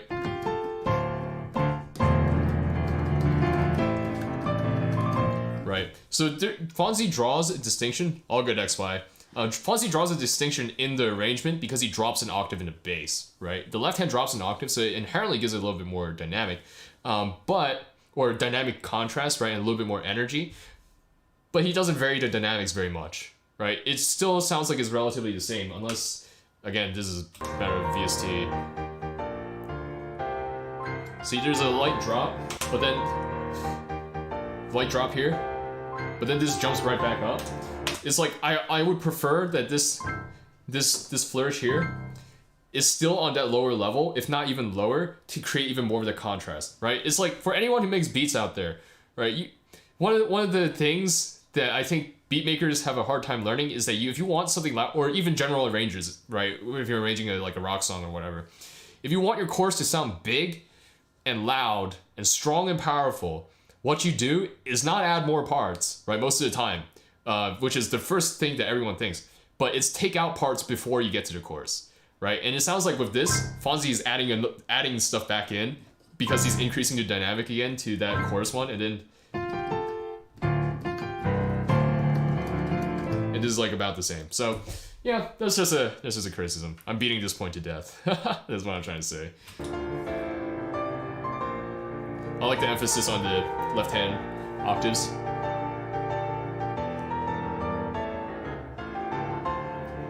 Yeah.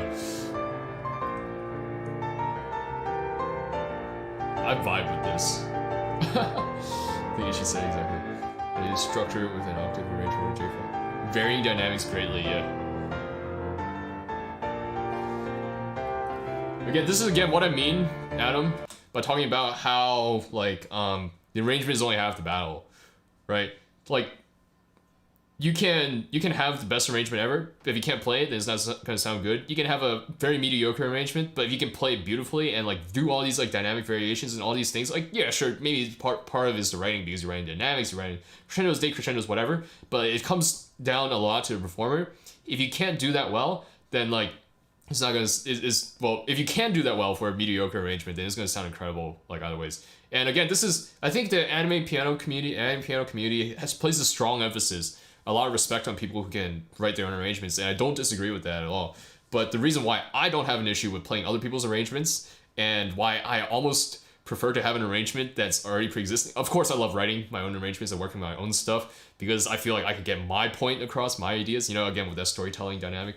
But like, well, I don't have a problem with playing lots of animens. I don't have a problem with playing lots of, you know, classical composers. Again, this is my bias as a classical musician, is because I feel like there's a lot more to say in the piece that I want to say that whoever wrote it has not said yet, right? Because they're telling a different part of the story that the music is telling than the one that I want to tell, right? And so it's so interesting to watch these two things play back and forth. And so that's why I also think it's interesting that I get to compare mine with Fonzi's.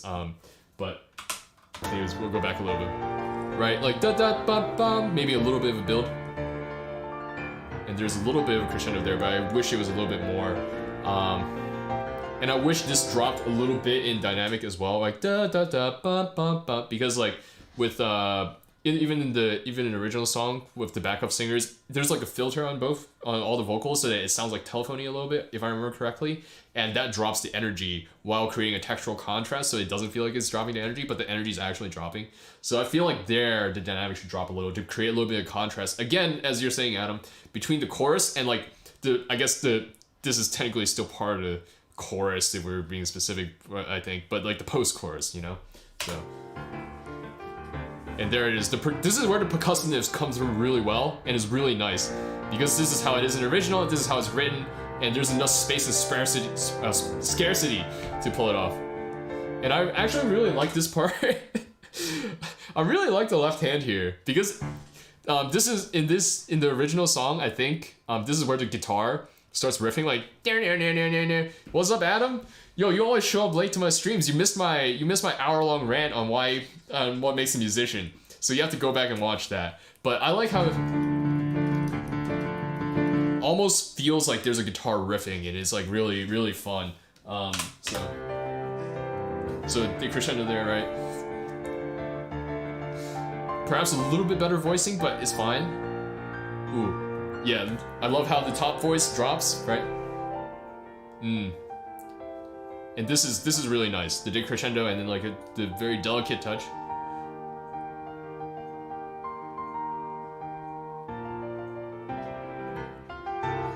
Yeah, that short note there works, and I like it. I don't think I did a short note because it's not how I hear it, but I understand the interpretation.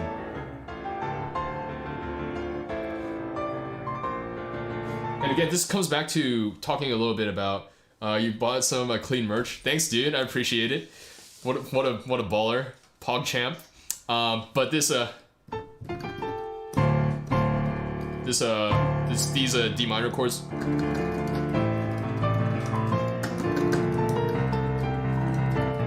Our Masterclass is generally always at this time, 4 a.m. in the UK. Yeah, unfortunately, it's always at this time because this is when I'm like freest on Saturdays. But I can try varying the times sometimes, so that I'm not always keeping you up this late. I know, like when I streamed my 100 sub stream, Vanessa stayed up till like 3 to listen to me play, and it's like, I don't know, you guys in Europe love me a little bit too much. You guys in the States love me a little bit too much, and I'm like, why do you guys do these crazy things to watch my stream? But I really appreciate it. I really do appreciate it. But I'll try varying the time. Maybe like every other week I'll do like late like this for the US or the US people, and then like going later for whatever. Am I saying Fonzi's main issue with the song is that dynamically flat? I am saying that. It sounds very dynamically flat because I don't hear much contrast between the verse and like this the chorus. And yeah, you can just watch VODs, but I can't talk to you, Adam. That's the problem. I can't talk to you like a homie. This is like communication 4 degrees removed. I'd rather have you in my chat, Adam. That's all I gotta say. But it feels again very clunky and homogenous. Yoslavka, thanks, man. I appreciate it. But it's like, so I think this is one of the big differences that you can hear in my video versus his is. I build, right? There's a swell, dum bum, because again, direction. Da da da bum, ba ba ba ba ba ba. We're going to the ba bum, bum ba da dum, ba ba ba ba ba da da da da. Danny Liu, Adam's cousin, nice to see your content. Thanks, Danny, I appreciate it. Wow, I'm getting whole families coming out now supporting me. But yeah, much love from me to all you guys. Man, I didn't expect to even have 21 viewers right now. Because, I mean, like, with people coming from, like, Adam Stein for lessons with Watts. Yeah, I do lessons now. Link is my email's in the description. No pressure.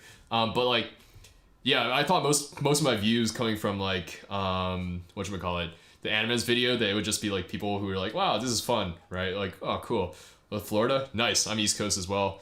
I gained 4 subs during the stream? Dang, that's nutty. Thanks for telling me, Keanu. But like, yeah, it's like, oh, what was I even saying? I don't remember. Eric Lee, what's up? Thanks for stopping by. I don't even remember what I was saying. Y'all are being too distracting. But we'll keep going with Fonzi. But yeah, no, this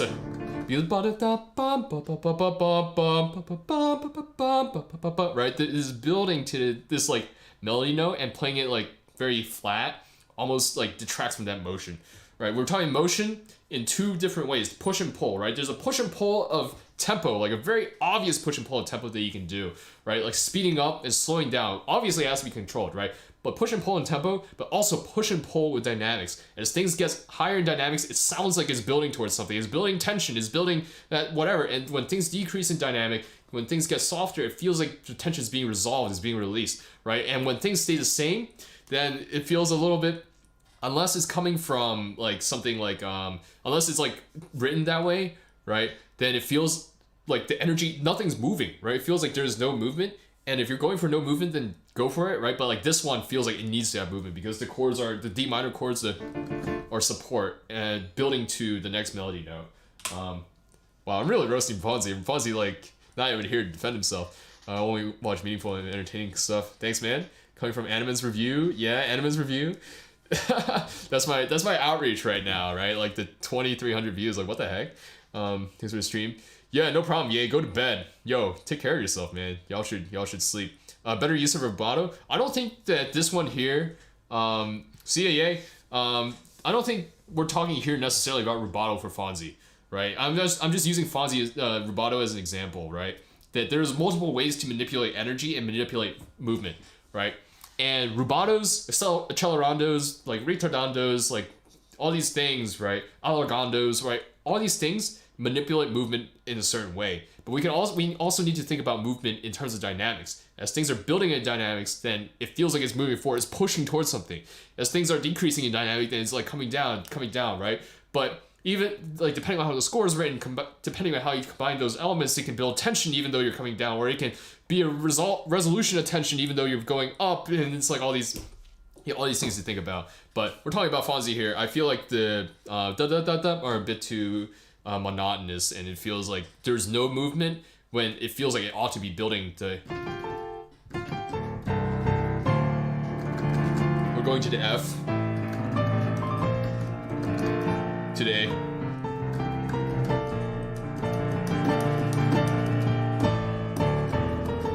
Whatever, right? And so there's like that movement is a little bit missing. And yeah, he did say what's sleep. What a scrub. No, I'm kidding. He does nail these jumps a lot better than I do. So Fonzi takes the prize for technicality.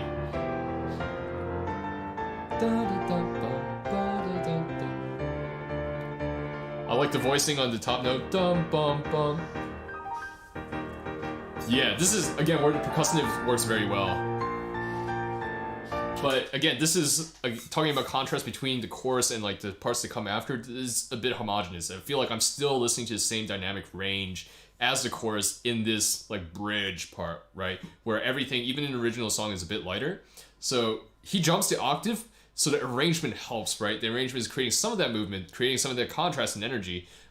He goes up, right? So it sounds lighter, but also I think that can be helped with dynamics. Basically, all I'm saying, throughout TLDR for this entire video, Fonzi is playing well. His dynamics are good. Or sorry, his technicality, his notes are good. The arrangement is like, again, not a complex arrangement, but is simple and it gets the point across and it's enjoyable and entertaining to listen to. But the dynamics are a bit flat. Everything sounds a bit homogenous. His voicing is like okay, could be better. But yeah, we'll keep going. And pedaling is a little bit off too. There are like gaps in some spots that feel like it should be a little bit more like continuous. Like the voicing there, with the top note. Again, the top note. And the left hand is playing, you know, bum ba dum ba dum bum ba dum, right? Maintaining that percussive element. And now here we have the drop in dynamic, right? Nice piano. And there it is, like da da dum. So you see, right? Like, and again, everything I say about dynamics, I'll put an asterisk next to, right? This could be the VST, this could be the mixing, this could be the compression on the mixing, whatever, right? But I just don't hear it that much, but I hear it here, right? Right? You see how this drop, like da da da da da da dum, right? That creates the contrast and that builds tension because he's dropped in dynamic. And so a little bit more utilization of that sort of stuff throughout the rest of the song would have been nice.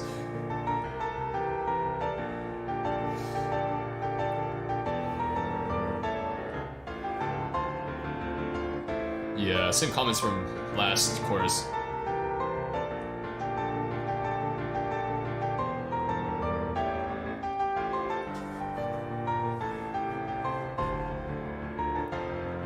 He's very steady. I'll give him that, right? Like it's very like the rhythm is like very consistent and like very driving.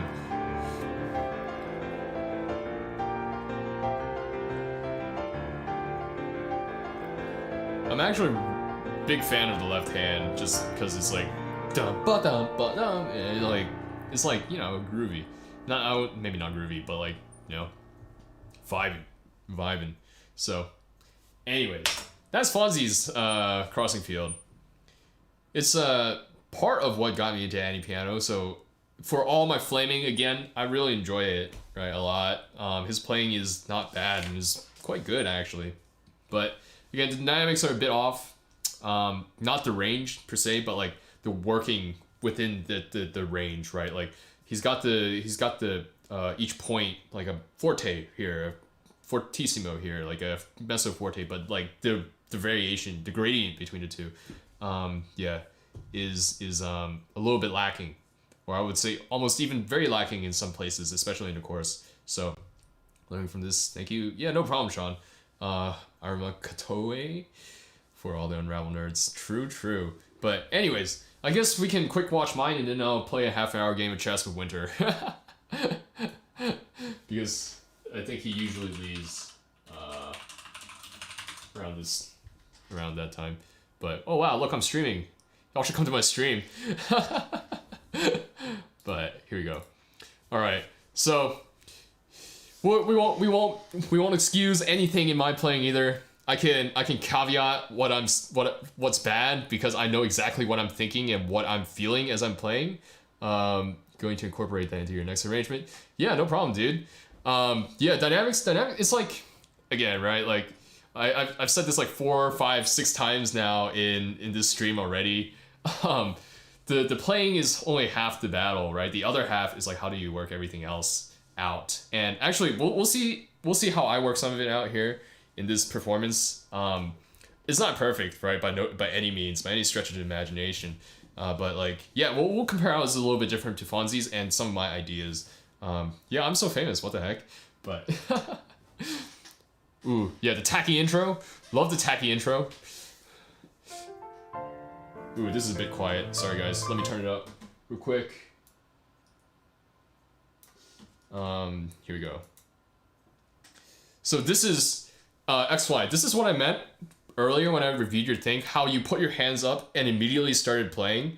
What I do here, right, is if you watch, right, my hands are down. I'm contemplating. I put my hands up and take a breath, and then I start, right, and that helps me. And it is very helpful for, you know, setting your mind and then getting started properly. Because I, in my head, have already heard the first notes. Like this build into...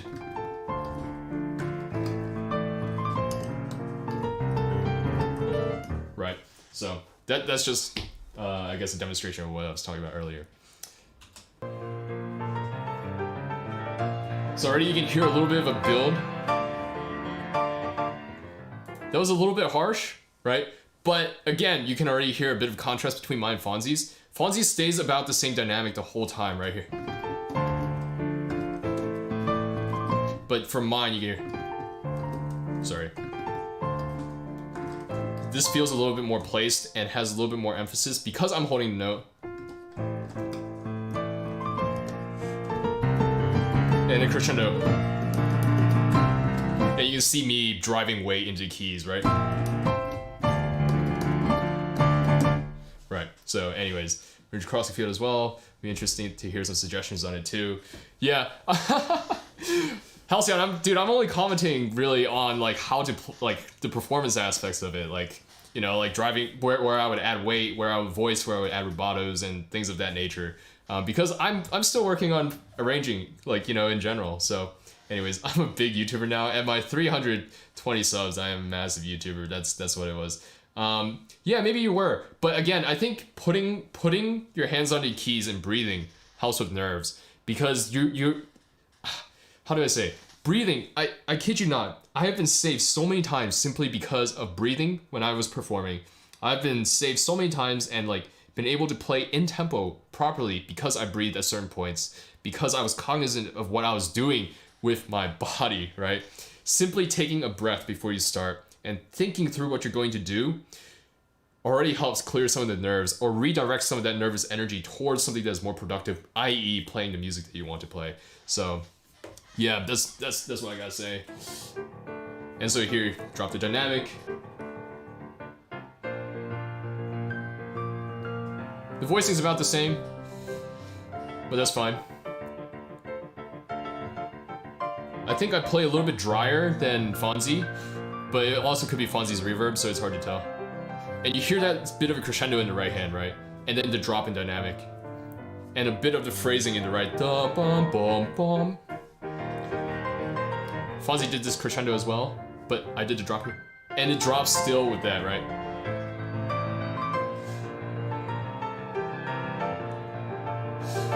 And you hear this in the right hand, right? This is something that I think this is actually the most bothering one that Fonzi does when the Toilet and Halcyon came. What was it?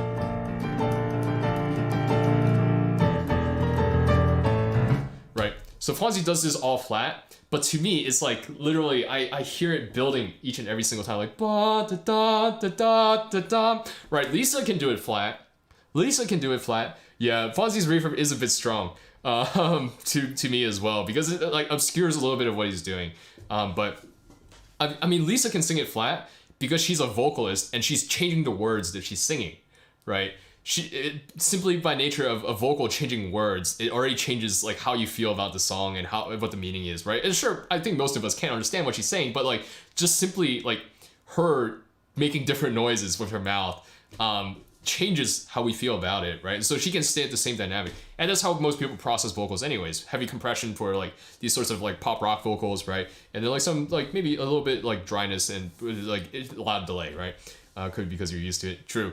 But I think on the piano, it's like you have to create a bit of a contrast, a dynamic contrast, in order to create, again, movement and a change in energy, because that's not happening by playing it exactly the same way. The piano is not saying words to me. The piano sounds relatively the same every time I play this note, right? But it changes when I play it like different dynamics, or when I play it faster, right? Or slower, or changing the tempo. So that's just me, right? Like,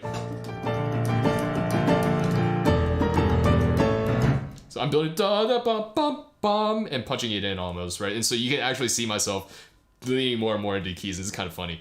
But in order to affect this, right, kind of like what I said for Fonzi's arrangement, like how he doesn't drop here or he builds back up, I drop the dynamic before so that I have space to build up. And that's an important concept as well. You can't keep building if you have no space to build towards. And so dropping helps with that. So anyways, yeah.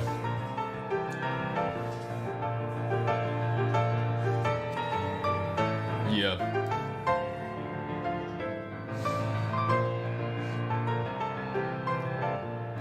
Of course, I couldn't see Fonzi's arms, and I mean his forte sounded fine, right? Especially for on a VST, so it's a little bit hard to tell. But you can see here how I'm driving weight into the chords, and that's like kind of important.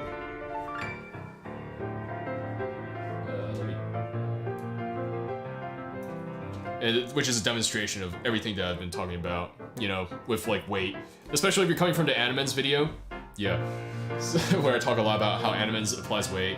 But here, right, I maintain some of Fonzi's like percussiveness, right, in the left hand. It's very dry, like how Fonzi does it too. But then like there, it jumps in dynamic because it changes the texture a little bit. And here, the left hand has a little bit of a contour too, right? Perhaps it gets a little bit harsh and overbearing because the voicing thing is a little bit worse, and I totally didn't do the cut there. But yeah, here it is, right? Like, this is what I say a lot, I've said a lot even in this stream, is I phrase in long strings in both left hand and right hand, compared to other people like Animens phrases in shorter strings, right? And he's a little bit more focused on like the rhythmic elements in the left hand and in the right. He brings those out a little bit better. I feel like Halcyon focuses a lot more on like percussive elements, at least based on how I listen to some of his stuff, compared to like mine and Animens'. Not that I'm really a standard at all at this point. And Halcyon, if you're still here, you can agree or disagree, but I'm thinking specifically about like this game, right? Listening to Animens' this game versus Halcyon's versus mine. This is how it comes out a lot, right? Halcyon cares a lot more about the left hand than I do, and I care more about the strong, long strings. Animens cares a lot more about like the rhythms in like both hands, but because Animens is a literal like is like transcendental being, he still plays like the long strings better than I do, right? Even though he's playing the shorter strings. So it's like, you know, all these things. But here, compared to Fonzi, you can hear. Oh, why did I full screen? You can hear the string that I'm drawing, like the da da da da da, but also in the left hand, right? Better, a little bit more than how it was in Fonzi's. So, carrying on. How did Ishtar get the name Ishi? Not sure, but I assume that it's just, you know. That was a little bit rushed. That was really rushed. What the heck? And I played a wrong note. Yeah, that was rushed. That was bad. But you hear what I mean with the da da da da, right? Hello, Michelle. Good to see you. Like that little bit of a build. Ooh, this I messed up. Long strings? No, it's just I'm just talking about long sentences and long phrases. That's all. I've talked about this many times. I wish I dropped a little bit more there. Boom, boom, boom. There is like percussive, almost like Fonzi's. I'm gonna have to tap out. Yeah, all good, dude. Thanks for showing up, Adam. And hopefully I'll stream at a better time for you, because it'd be exciting to have you keep showing up. Yo, yeah, everyone goes sub to Adam and watches Omegle stuff. Right here, percussive as well, very percussive. But here, again, the big contrast between me and Fonzi, this is dropped to like a mezzo piano, mezzo forte, right? And then like slight crescendo. Like Fonzi, again, like phrasing the right hand with the voicing, but perhaps a little bit more accent in the left hand, right? To the ba-da-ba-ba-da-ba, but... And then again, the drop in dynamic. And a little bit more of a hold than Fonzi did. I know I'm talking about myself as though I did all the musical elements like perfectly, but I didn't, right? I just know that what I'm going for and I hear how I'm going for it and how it's coming out a little bit. So I'm probably not criticizing myself as harshly as I should on a lot of things, but yeah. Yeah, perhaps a little bit more of a breath there. Oh, that was a little bit uneven. And I wish the left hand was a little bit, you know, da-da-da-da-da-da.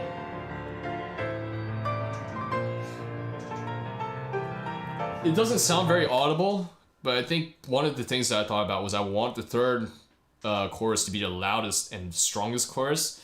And so I put the most weight into the keys on the third chorus, but there's not a significantly noticeable difference. Yeah, Watt is under flaming rampage and now he's flaming himself. Yeah. Yeah, and that's actually one of the things that I liked, right? Like, it's like, you get... With Fonzi, the dynamic change is not as good, right? And there, right, like, he plays that about the same, but like, I like how it's like a decrescendo and then, right? It's like big question mark, a very soft question mark that just like floats out there, right?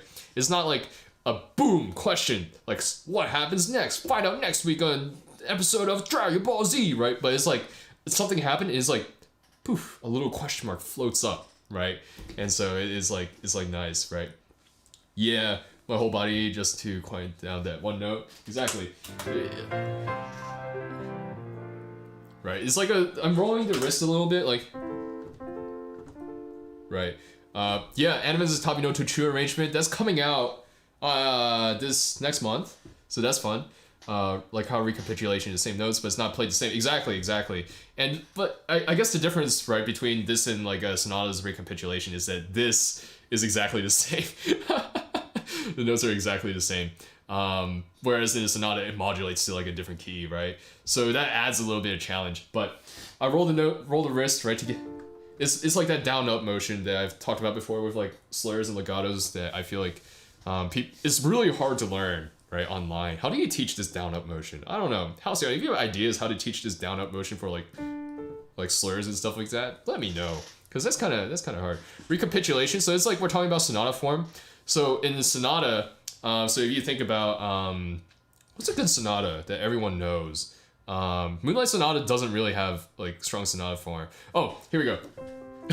I keep coming back to K545, but it's a very easy example to use, and I think Mozart might have even written it for teaching purposes or pedagogical purposes, whatever.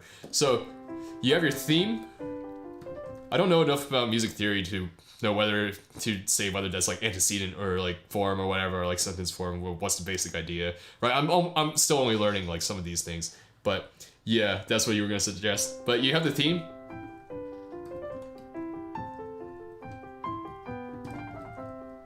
Right, there's your main theme, right? And, right, you have that as well, and it goes on and on. But then you have the development, like, what is it? So it modulates to a minor key, right? So we go from C to, what is it, G minor, right? Modulates to the dominant minor key. And it's playing with very similar themes, right? And you get the...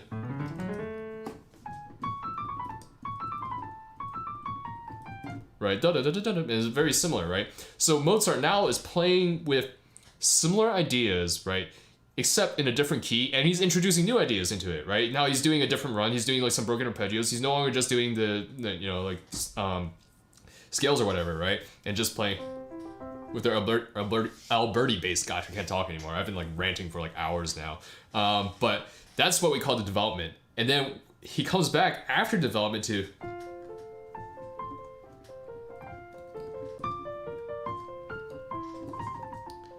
right? So it's the same thing as the the theme at the beginning, right? But it's in a different key, and it's like what we call a recapitulation, because he's like recapping almost, or recapitulating the original theme, the opening theme, in a new key with new ideas even, right? If you think about Pathétique, like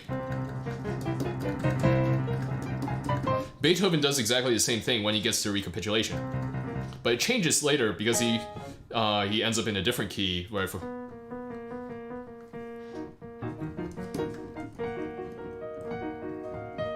Right, in the first one, but then he goes from, was it B flat minor to like C minor?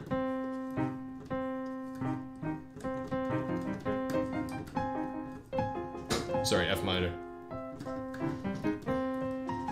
Whatever, you get the point, right? So he's developing ideas, right? So recapitulation. That was a very poor music theory explanation, but suffice it to say, it's different, right? Because of how it's written, but it's also different because of how you play it, slightly, because it's a different key. Recapitulation, how I would define it with my very poor music theory knowledge of sonata form, is that it's taking the theme and recapping it.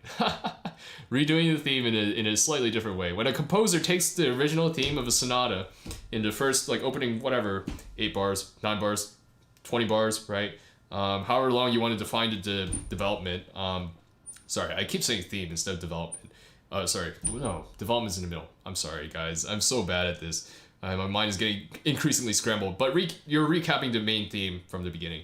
And Halcyon was drawing the connection to this here, because this is the third time we're doing the chorus, right? And so it's like recapping the other 2 choruses. And how do you draw a contrast between the 2?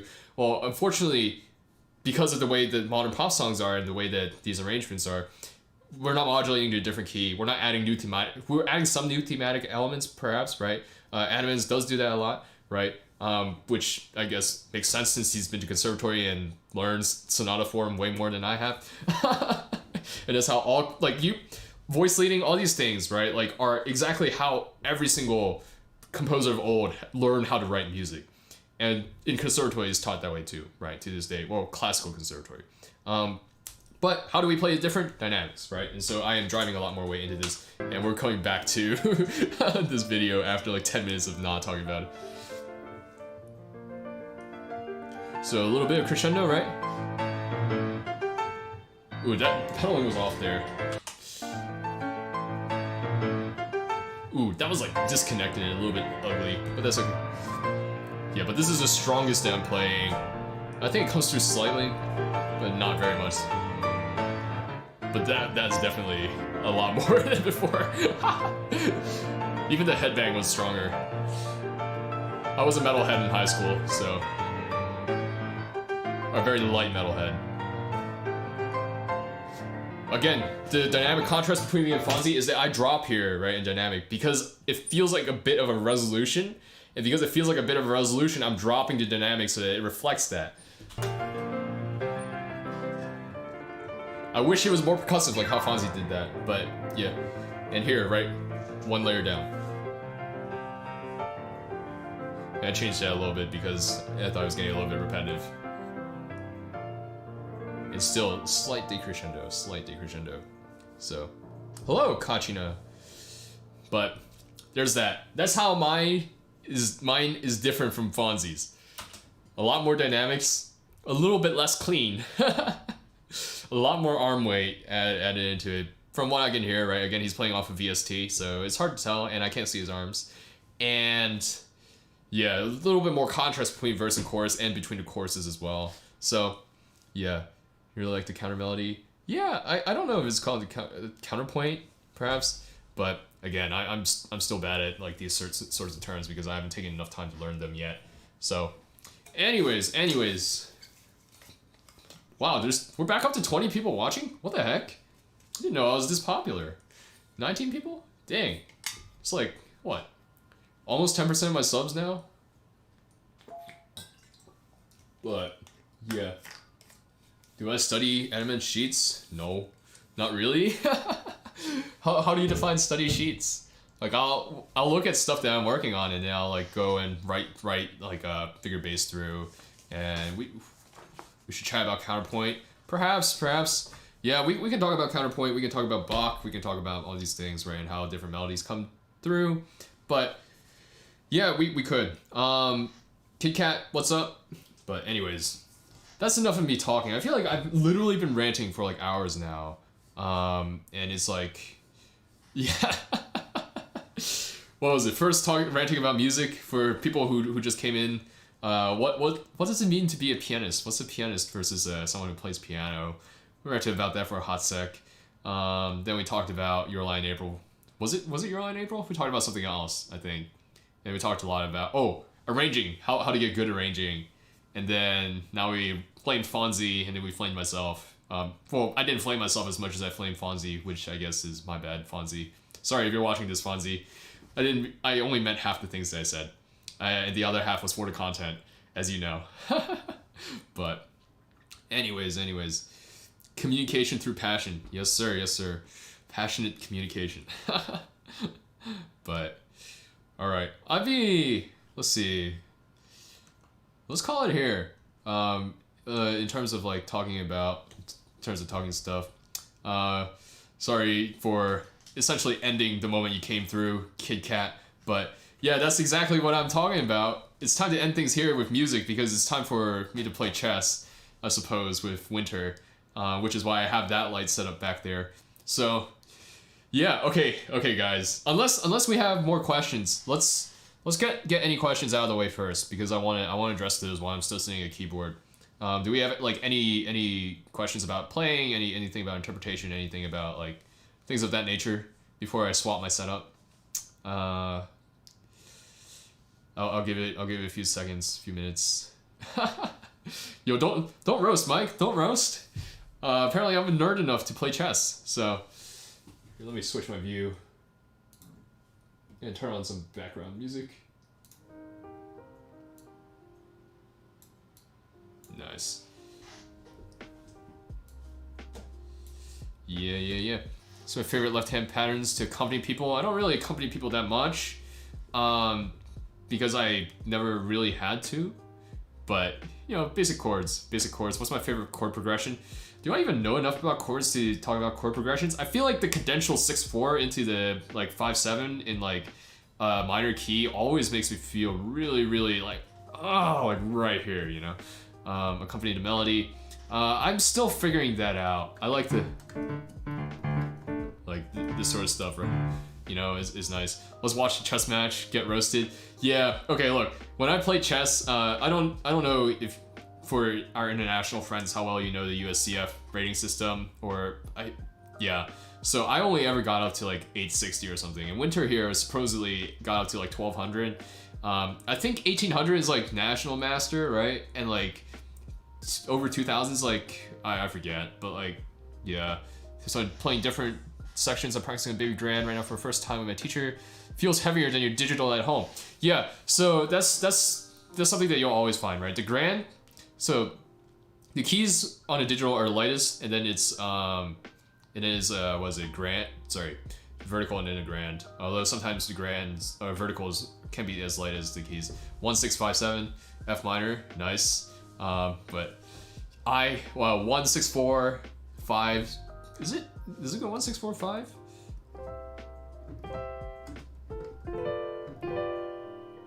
Oh no. What's this? A 5 4 2, and then a 1 4 or no 1 6 5. Yeah, or 1 6. My bad. Senior friends with legit grandmasters. Skill difference was insane. Yes. Hello, El Zephyr. What's up? But yeah, getting back to Sean's question, how do you play on different actions? I think the way that you prep for that the most is on your digital piano at home. You have to press down the keys all the way, right? You have to articulate as though you're trying to play to the bottom of the note key every single time. And that's how you develop enough feeling and begin to develop some of the strength, because quite honestly, it's very hard to develop the finger strength necessary or to touch without actually playing a grand, which is why I guess ideally everyone has a grand at home, right? Which is never gonna happen. But yeah, you need to press down all the way on the keys, right, to develop that sort of feel. and articulation, so that when you get to a grand, you can also have that feel and articulation pressing down all the way down to the key. Dropped a lot by the hundreds. Yeah. Gosh, we have some washed up chess players in this chat right now. That's all I gotta say, myself included. But does that make sense, Sean? A little bit, right? You're developing tactile feel. If you're gliding over the keys on a digital, you will never be able to play a grand unless it's a very, very light grand, right? Unless the keys are like this deep, you're never like. And some of the newer Steinways are, right? Some of the newer Steinways are scary how light they are. Like I remember performing with some new Steinways. It was like, bro, what is going on? Like I'm rushing, not because I just don't have the feel. But like, yeah, adapting is important. Adapting is a large part of performing, and something that, yeah, I remember with mixed emotions and mixed feelings between Yamaha and Kawaii. Which one is nicer? I feel like this is I'm not the person to ask for this question because I haven't played enough of these, or unless you're talking about like actual grands and actual like keyboards and stuff like that. I don't think I've actually performed a Kawaii before, simply because nobody uses it. Nobody uses it in the recital halls. It's always Yamahas or Steinways or Bosendorfers, or if you're fancy enough, Faziolis or whatever. And I've never played a Fazioli in my life. I played a Bosendorfer and I've played Steinways and like 9-foot Steinways, but like I obviously don't know what model, but I'm assuming there's a Steinway D since it's the only one. But I've never performed a Kawaii before. I only have Yamahas at home. So yeah, I can't comment on those. But talking about keyboards, I don't think I've ever played a Kawaii in this one's price range. So this is a P125, so it's around the $600 price range, which competes with, is it the Kawaii ES like 110 or something? Or you play with extra bass on the Bosendorfer. I forget whether it was a new Bosendorfer or like one of the older ones, but I don't remember there being the extra bass notes, so I'm assuming that it was one of the older model Bosendorfers, right, that's been around for a bit, which makes sense, right?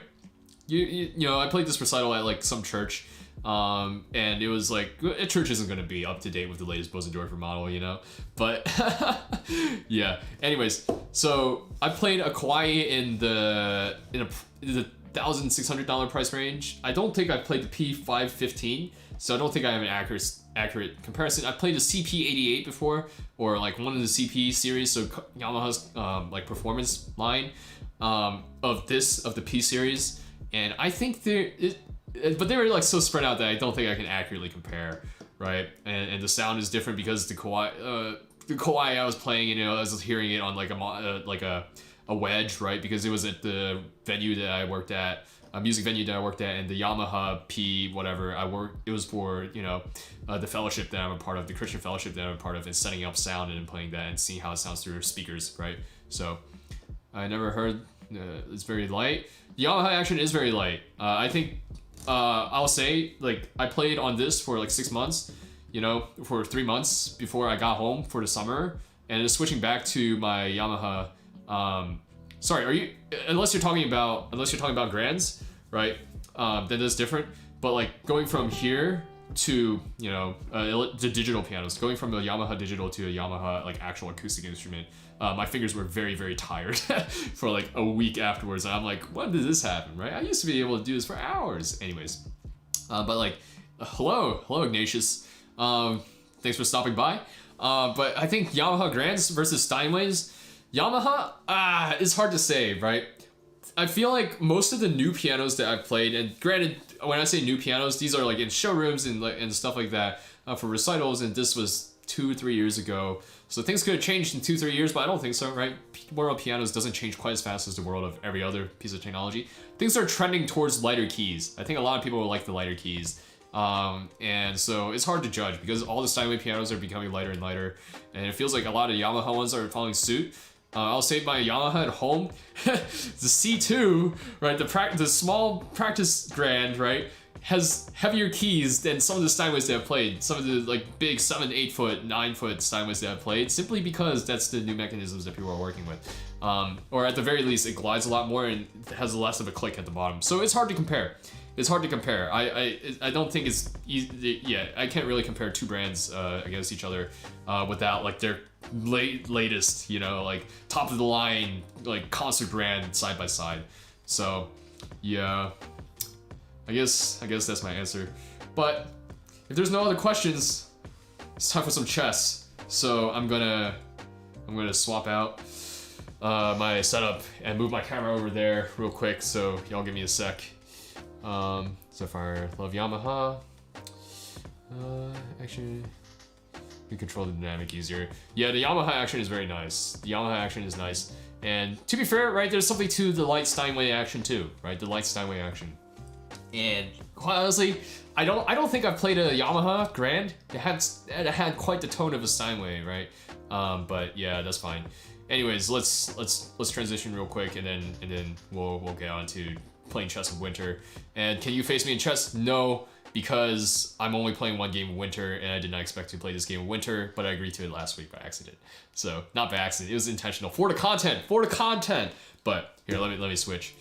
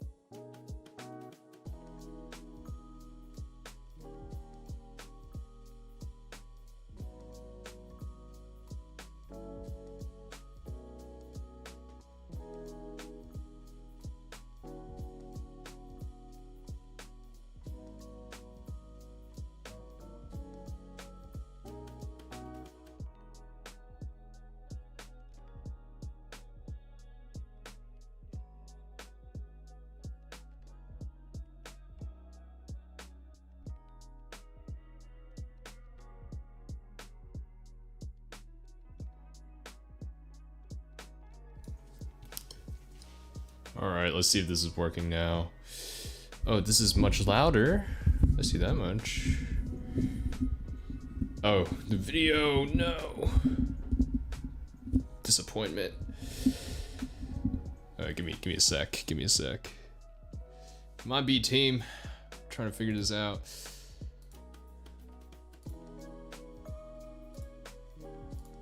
Oh, there's one. There's not one. And there's that one. There we go. Okay, let me adjust this so that I'm not quite so awkwardly positioned on screen. Down a little. Over. Rule of thirds, am I right? My video producers out there. Rule of thirds. I wish I could get this mic over there so that I can look into the mic while I'm speaking, but it started off over here, so that's how we're gonna have to roll. I feel like I'm a little bit soft. And that's right there. All right. It's time for chess. Dang. Okay, let me click on this link. Yeah, can't wait someday to get an actual Yamaha Grand. Yeah, I mean even the Yamaha C series is pretty good. So yeah. Am I really loud in comparison to before? Because I can hear myself a lot more clearly through my own headphones, which is not what happened before. But anyways, what is this? All right. Oh, double flat. If you're still here, you asked, you PM'd, what do I use to live stream? I use OBS. But here we go. Where's my audio sounds okay? Good. We own a Steinway. I want to own a Steinway someday too, so it's all good. Everyone wants a Steinway. Wait. Oh, we're playing 10 minutes on the clock? Dang. Winter wants to like beat me in like 3 moves. That's what I'm hearing. Hold on, let me grab my water.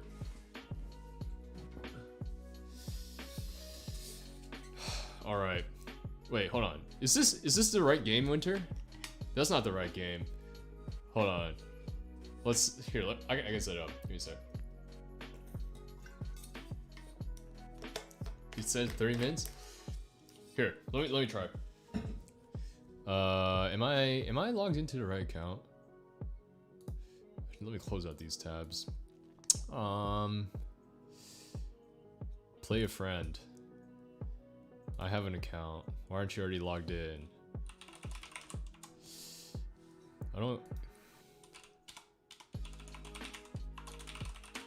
That's my email. Sign up for lessons. Sign up for lessons, everyone. No, I'm kidding.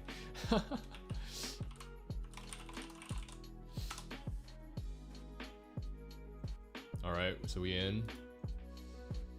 And... what do we set this to? 15? Per person? Yamaha Avant Grand. Same.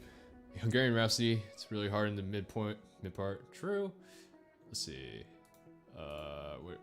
I'm very new to this as well, guys, so because I don't play much on chess.com. You want 15 minutes a person, Winter? Or 30? It's 30. We're gonna be here for a hot sec. Alright, 15.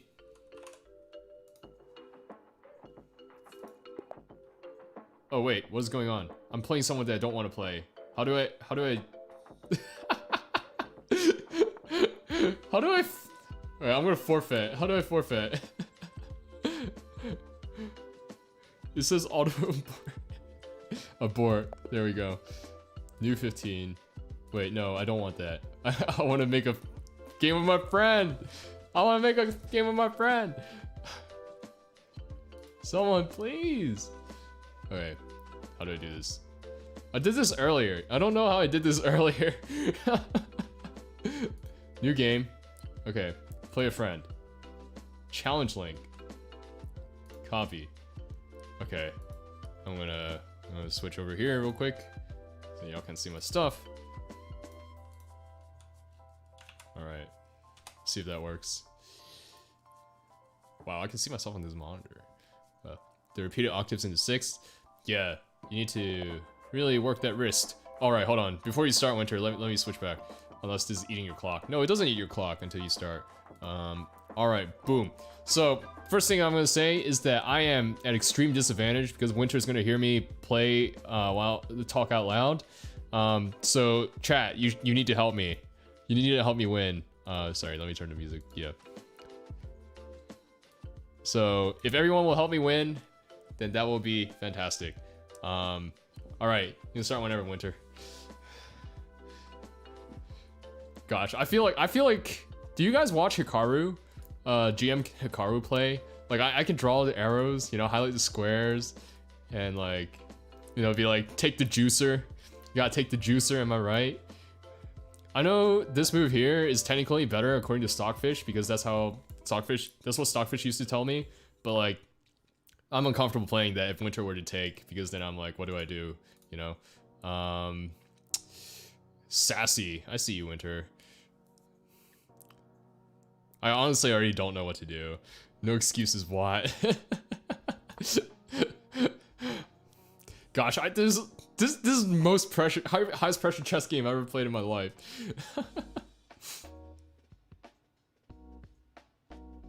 Wow, we really gonna do that now, huh?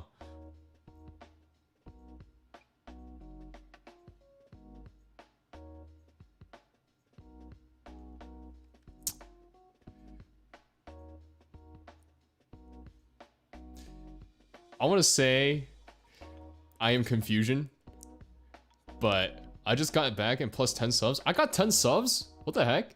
When did that happen? Okay. So I am losing a piece here because I think I already blundered my way into this because I didn't care about this bishop enough. So I know that I'm losing the pawn at the very least, right? Because I can't take back, and if I defend, then I'm gonna lose the piece that I'm defending with, especially since I can only defend with the queen. So what are we gonna do? Mitigate losses by pushing pawn here, I suppose. Like here, is that a good move? Because then he takes.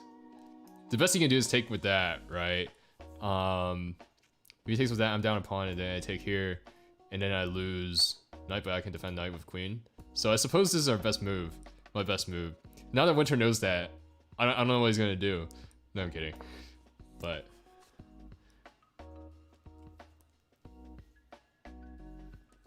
did I really get 10 subs in like 3 hours of me ranting? Cause that'd be kind of nutty. Let's see. Let's look at my YouTube analytics on my phone. Winter takes. Haha, just as we expected.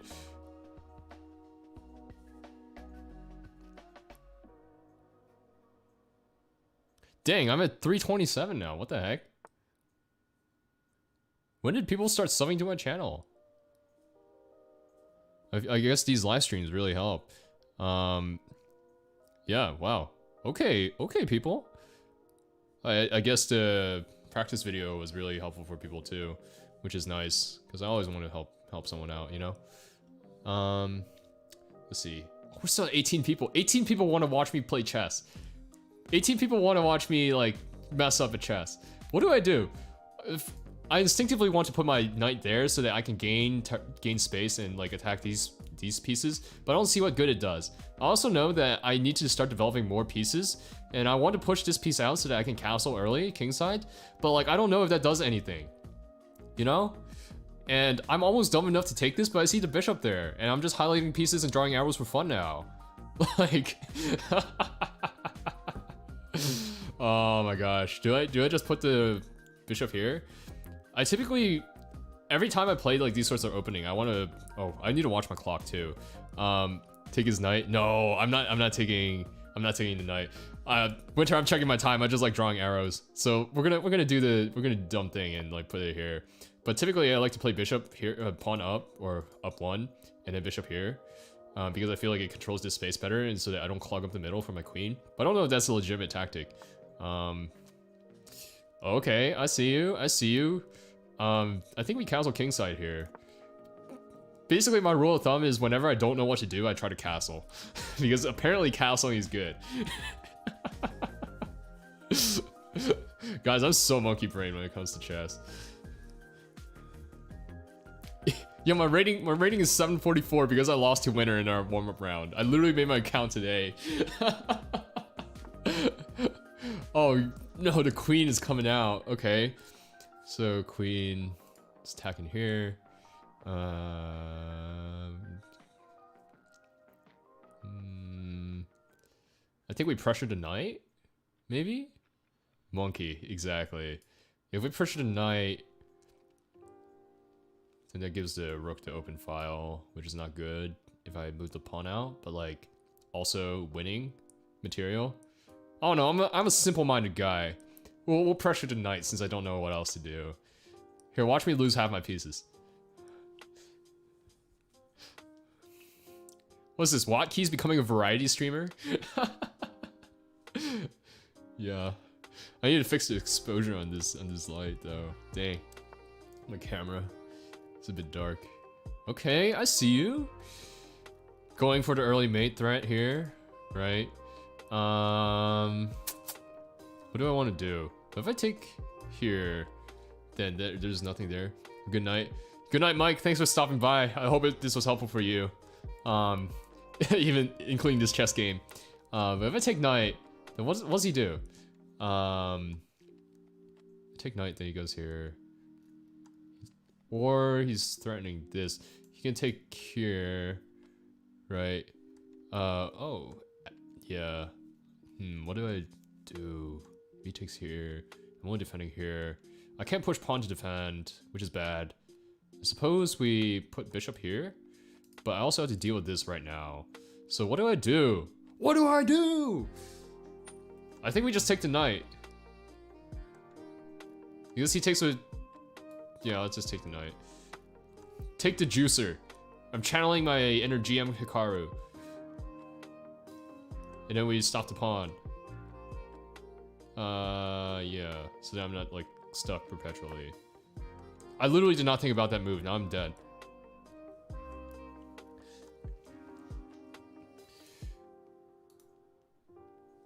Oh, we're still at 15 viewers. Is this what it feels like to be a big YouTuber? That's another mate threat. What am I gonna do, guys?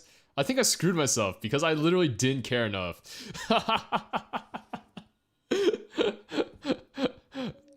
I think it's at this point that I forfeit, right? No, I'm kidding. We have one or two options. No, we really don't have any options, I don't think. Knight to f6? But then he just... Does that just delay the inevitable? Right? Because if I move... Let's say I move here, right? And then he moves here. What am I gonna do? Okay, he takes. What's my next move? Like, I'm still stuck in this position. I could take here, maybe, right? But like, he comes down here, just mate. I can move king up here, but then this still mate. If I push this pawn to give myself space, he moves here to still mate. Guys, I already blundered away the first game. No!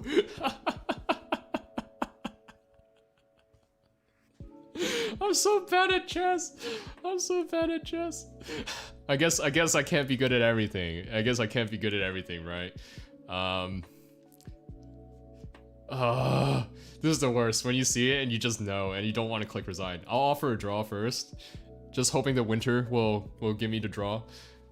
Dude, oh gosh, my face is like right on top of my profile picture is right on top of. I should have cared about the pawn. Yeah, I should have. Okay, I'll resign. We'll play another game. But here, let me fix my OBS real quick so that my camera's not directly on top of whatever that is. Give me a sec. Here, let's move this over here. I'll put myself on top of my own overlay. Yeah, so that I'm not on. Well, but then okay, we'll put it here. So you can actually see my face. Oops. GG. Okay, we'll play one more. Run it back. You know how it is. Run it back. Actually, let's look at the analysis. Let's look at the analysis real quick. Okay.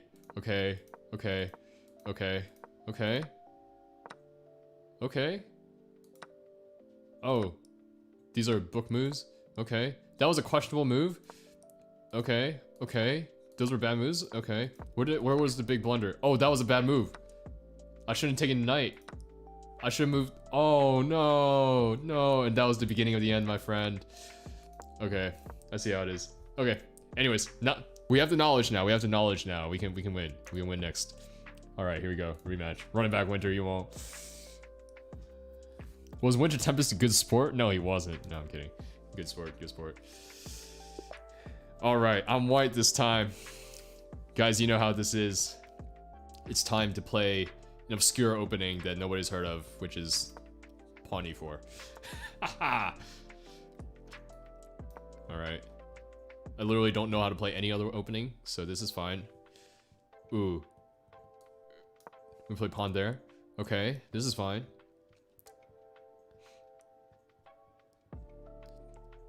I know, right, Michelle? I'm playing chess. I'm getting washed by Winter. I'm 0-2 now. 0 for 2.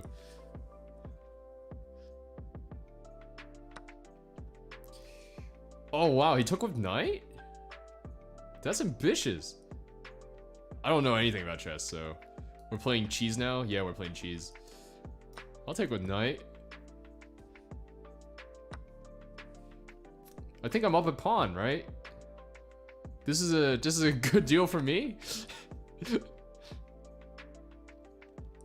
I think the right line was to play pawn here, and then like trade pawns, and then I get the point of that opening was so that I get the knight here and control center. But I guess now my queen's out in the open in the middle. My physics brain will be good. Nah, chess and physics are two different things, man. I think chess is like mostly memory, right? If I remember correctly. Yeah, chess is mostly memory and like how to maneuver certain positions as a result of memory. Whereas physics is like lots more analytics, and I am not that good at physics either. I think I'll just develop the knight. I have a feeling my queen is gonna get chased, which is the problem. Should I start pre-moving the rest of the game? Feel like GM Hikaru? No, I'm kidding. Hikaru is the only thing I know about chess anymore. These days. So. Okay, that means pawn's coming up here next. Not good at chess, also white and ivy. But like, being an ivy doesn't mean that I'm automatically good at chess. So also Magnus Carlsen. Yeah, Magnus Carlsen is a thing. I really want to put the bishop there, but I don't know if I should just wait for this or if I should get out of the way preemptively. You know what I mean? Maybe I'll just move queen to here. Or here, or with the intent to get like to one of these squares, so I can like double up. But I feel like that boxes in the bishop, but then I'll just probably push pawn here. So I think I'll go here, so I maintain some of the center. Maybe?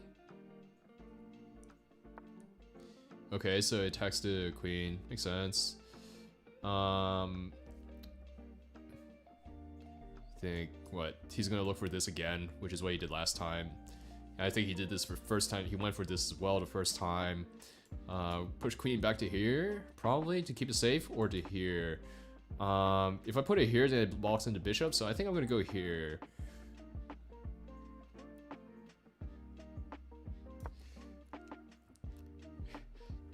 Hello, me, not a chess pro. The chess pro would give all the square names, but me just talking about here and just like clicking on the squares, you know.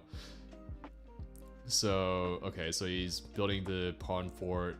You know, if I push bishop up to here, then this is a relatively defended square for me, so I think it's a safe development, and it's worthwhile because I'm attacking this pawn now too, and engaging this center square.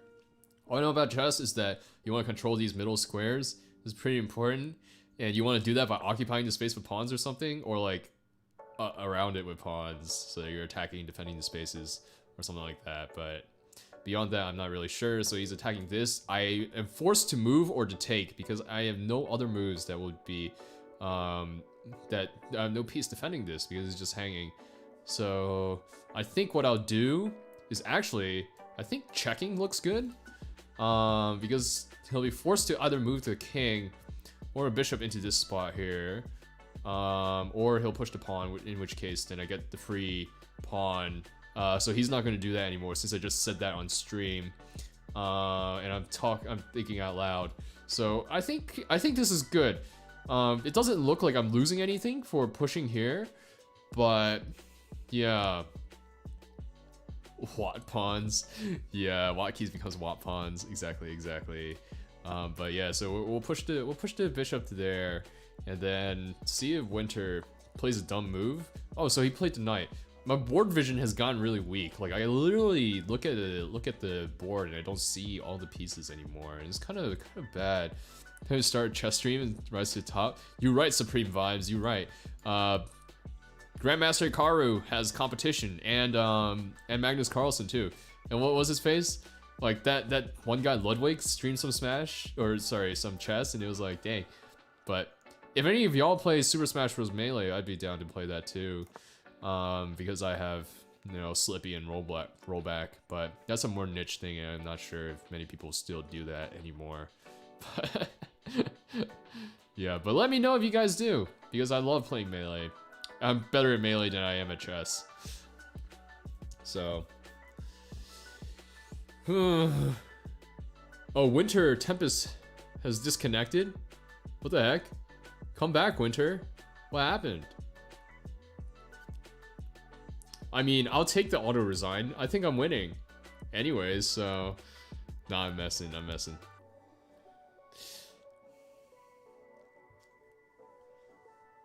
Well, he has a minute to come back. Dang. I hope everything's alright.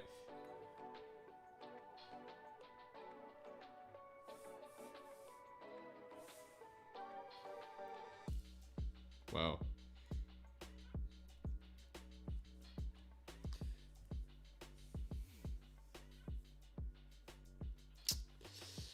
Wow, there's still 14 people watching me play chess. What the heck? What the heck? Anyways. Rip. Fat L.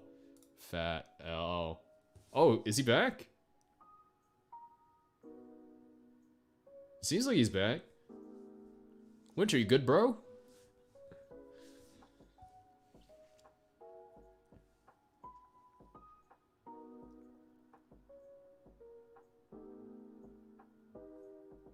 Why is my chat disabled? What the heck? Is this like an advanced feature? I don't get. Oh, your Wi-Fi cut out? All good, all good. That's your clock, not mine. Besides, I'm taking longer because I'm explaining my thoughts to the stream. Okay, the castle, we love to see it. Getting this sticky situation out of the way. Because the knight was pinned to the king. Let's see, what do I want to do? I think we push pawn here so that I can start to develop the bishop this way.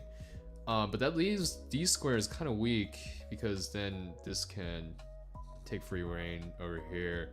I feel like Winter's going to start pressuring this piece because he does this every time. He pressures one of these two pieces. And I don't...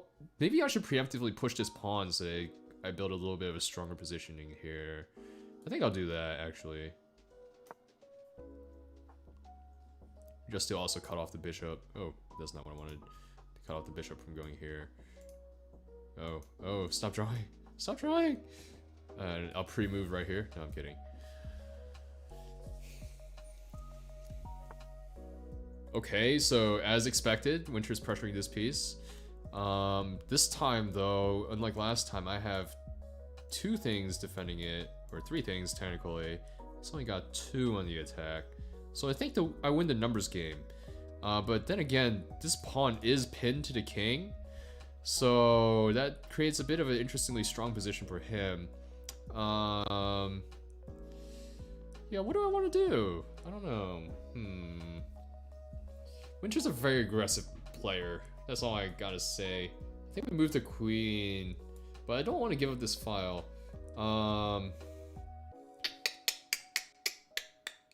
We move the knight here and challenge the queen. What's the queen gonna do?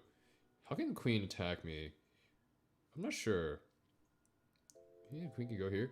But if I attack the queen, then he'll be forced to move the queen or to take the piece.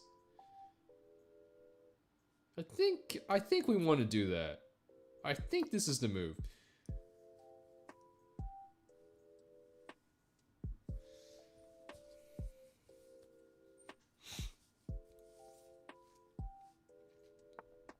Alright, he moves the queen.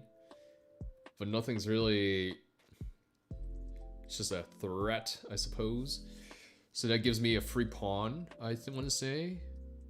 Do I take the free pawn? Or do I... Or do I check and then get a queen? Huh. Do I lose here if I move to this square? I think I don't, because Winter's spazzing in the chat. Unless this is the biggest bait of all time. But yeah, I don't think I lose anything here. So I get a queen.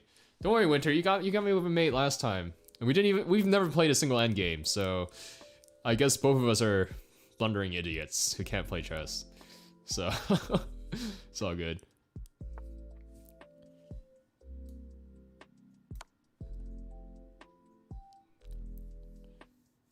Alright, what's the next best move? Okay, so now he's got the open file. What do I want to do?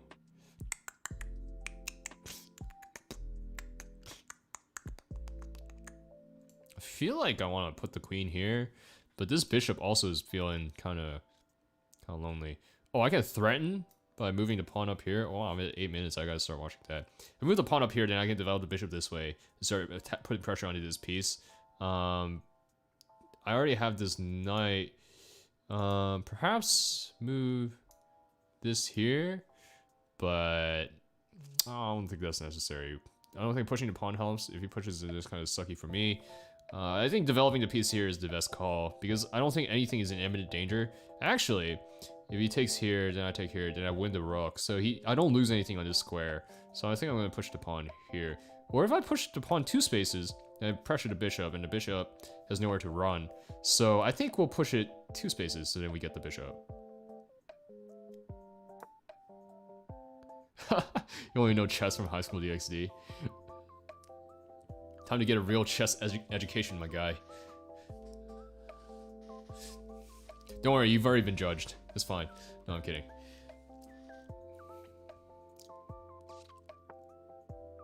Okay, so he wants to trade. I think we win a bishop if I move the bishop here. Because he has nothing... He's then forced to move the rook. And the bishop still has nowhere to run. So I think we move my bishop here.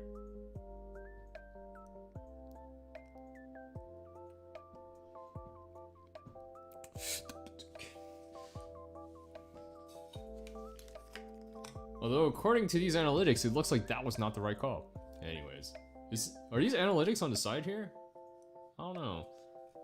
Oh, it's the Scotch game? Yeah, I played the Scotch opening. That's the only name of the opening that I do know.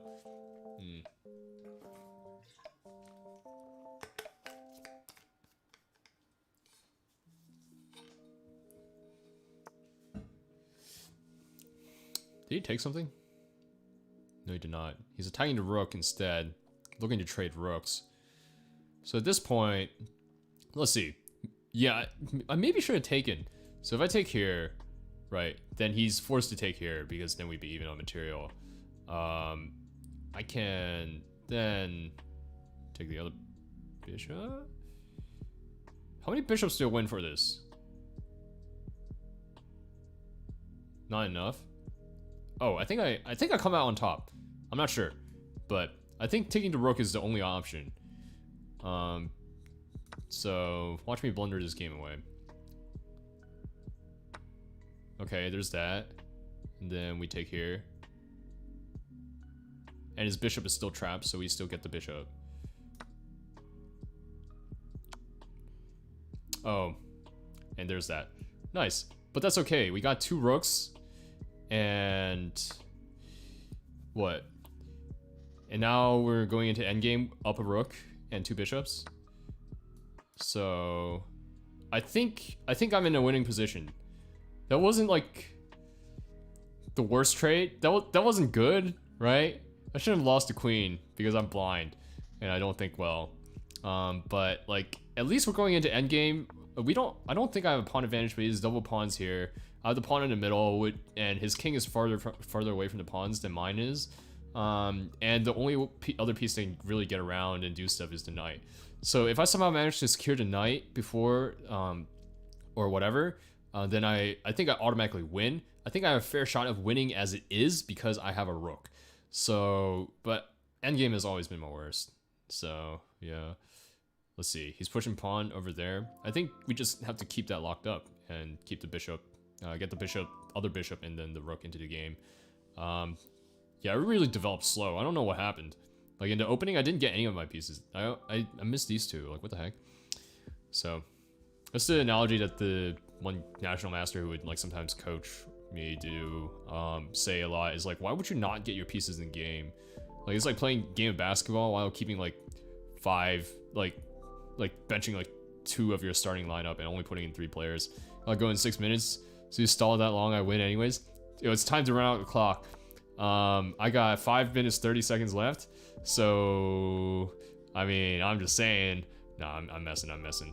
Actually, what I think I'll do is I think it's time to start pushing the king up. King up. Endgame.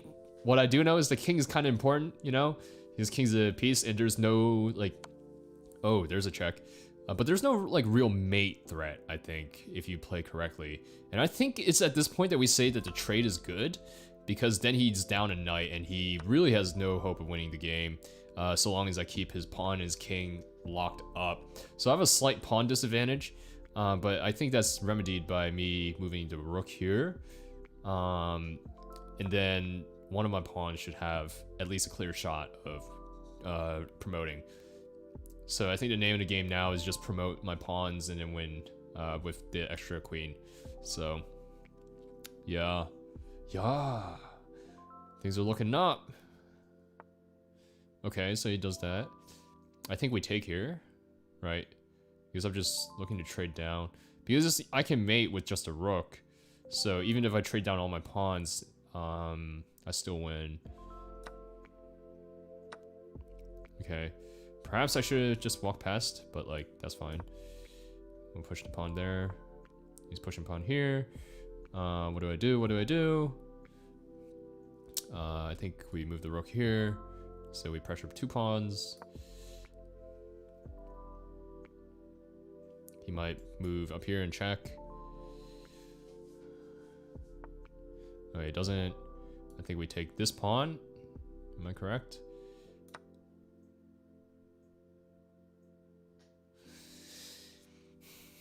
There's a war of attrition. I think we check the man here.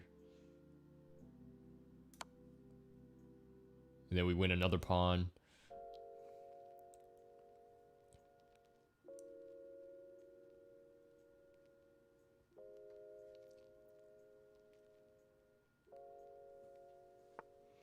Still 15 people watching me play chess.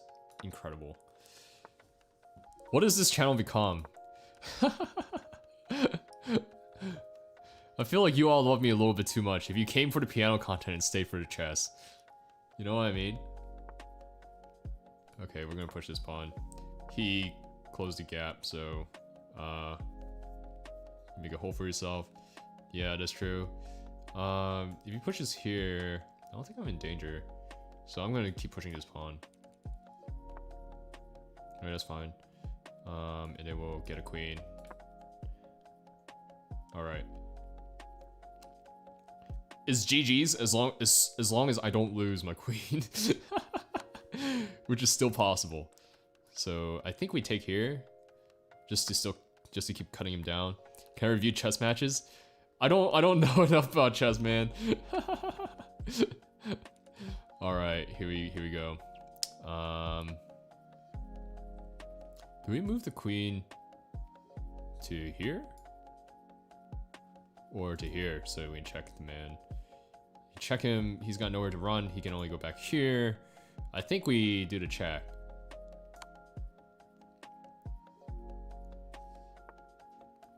And then we can push the pawn and check again.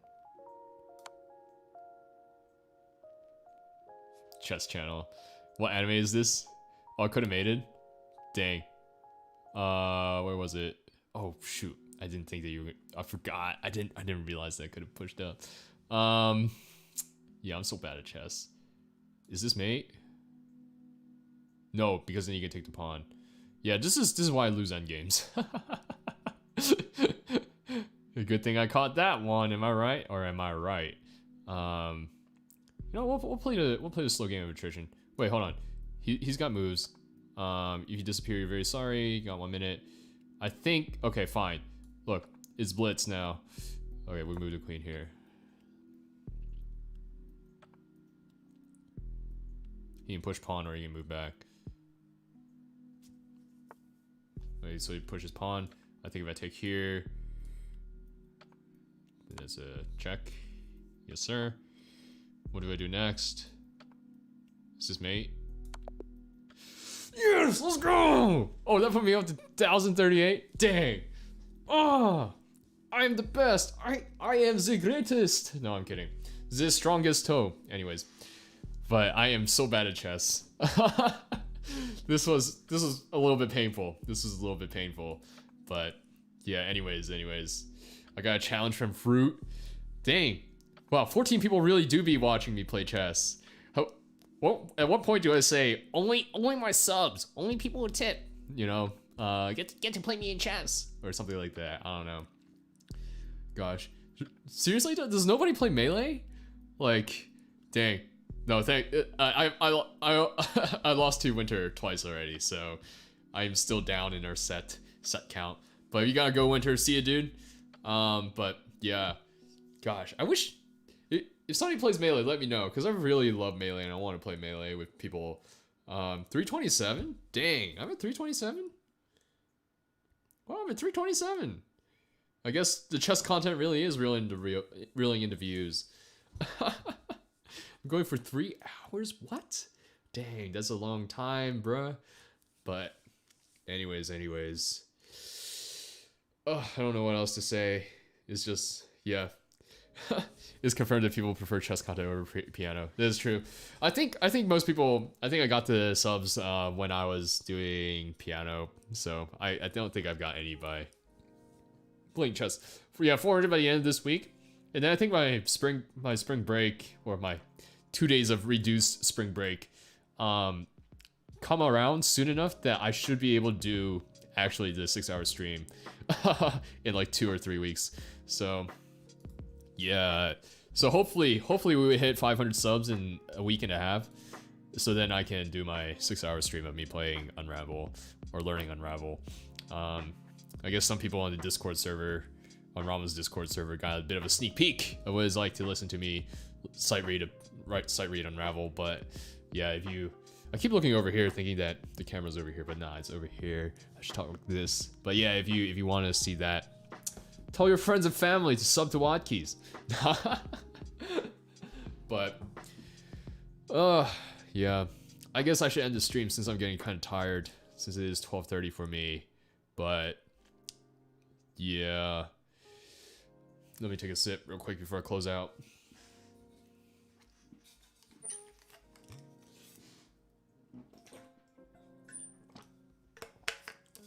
WattKeys water bottle when? Am I right? No, I'm kidding. Stream Elements doesn't do water bottles, but yeah. Fruit, we'll play some other time. We'll play some other time since I'm, you know, a bit beat at the moment. But oh man. Yeah. Yo, thank you all for coming. I really appreciate it. I really appreciate people coming through and watching me stream, even though it's kind of like, you know, here, I'll move this over here so that I'm like looking here at the chat. Yeah, really appreciate y'all coming through and, you know, stopping by and listening to me rant about piano and music and what makes a musician and musicality and stuff like that. Yeah, you know how it is. You know how it is, Keanu. I'm not actually going to sleep now. It's time to start with my computer science homework. So for all you comp sci majors out there, you know how it'd be. Kind of love. Yes, thank you. Yeah, no problem, XY.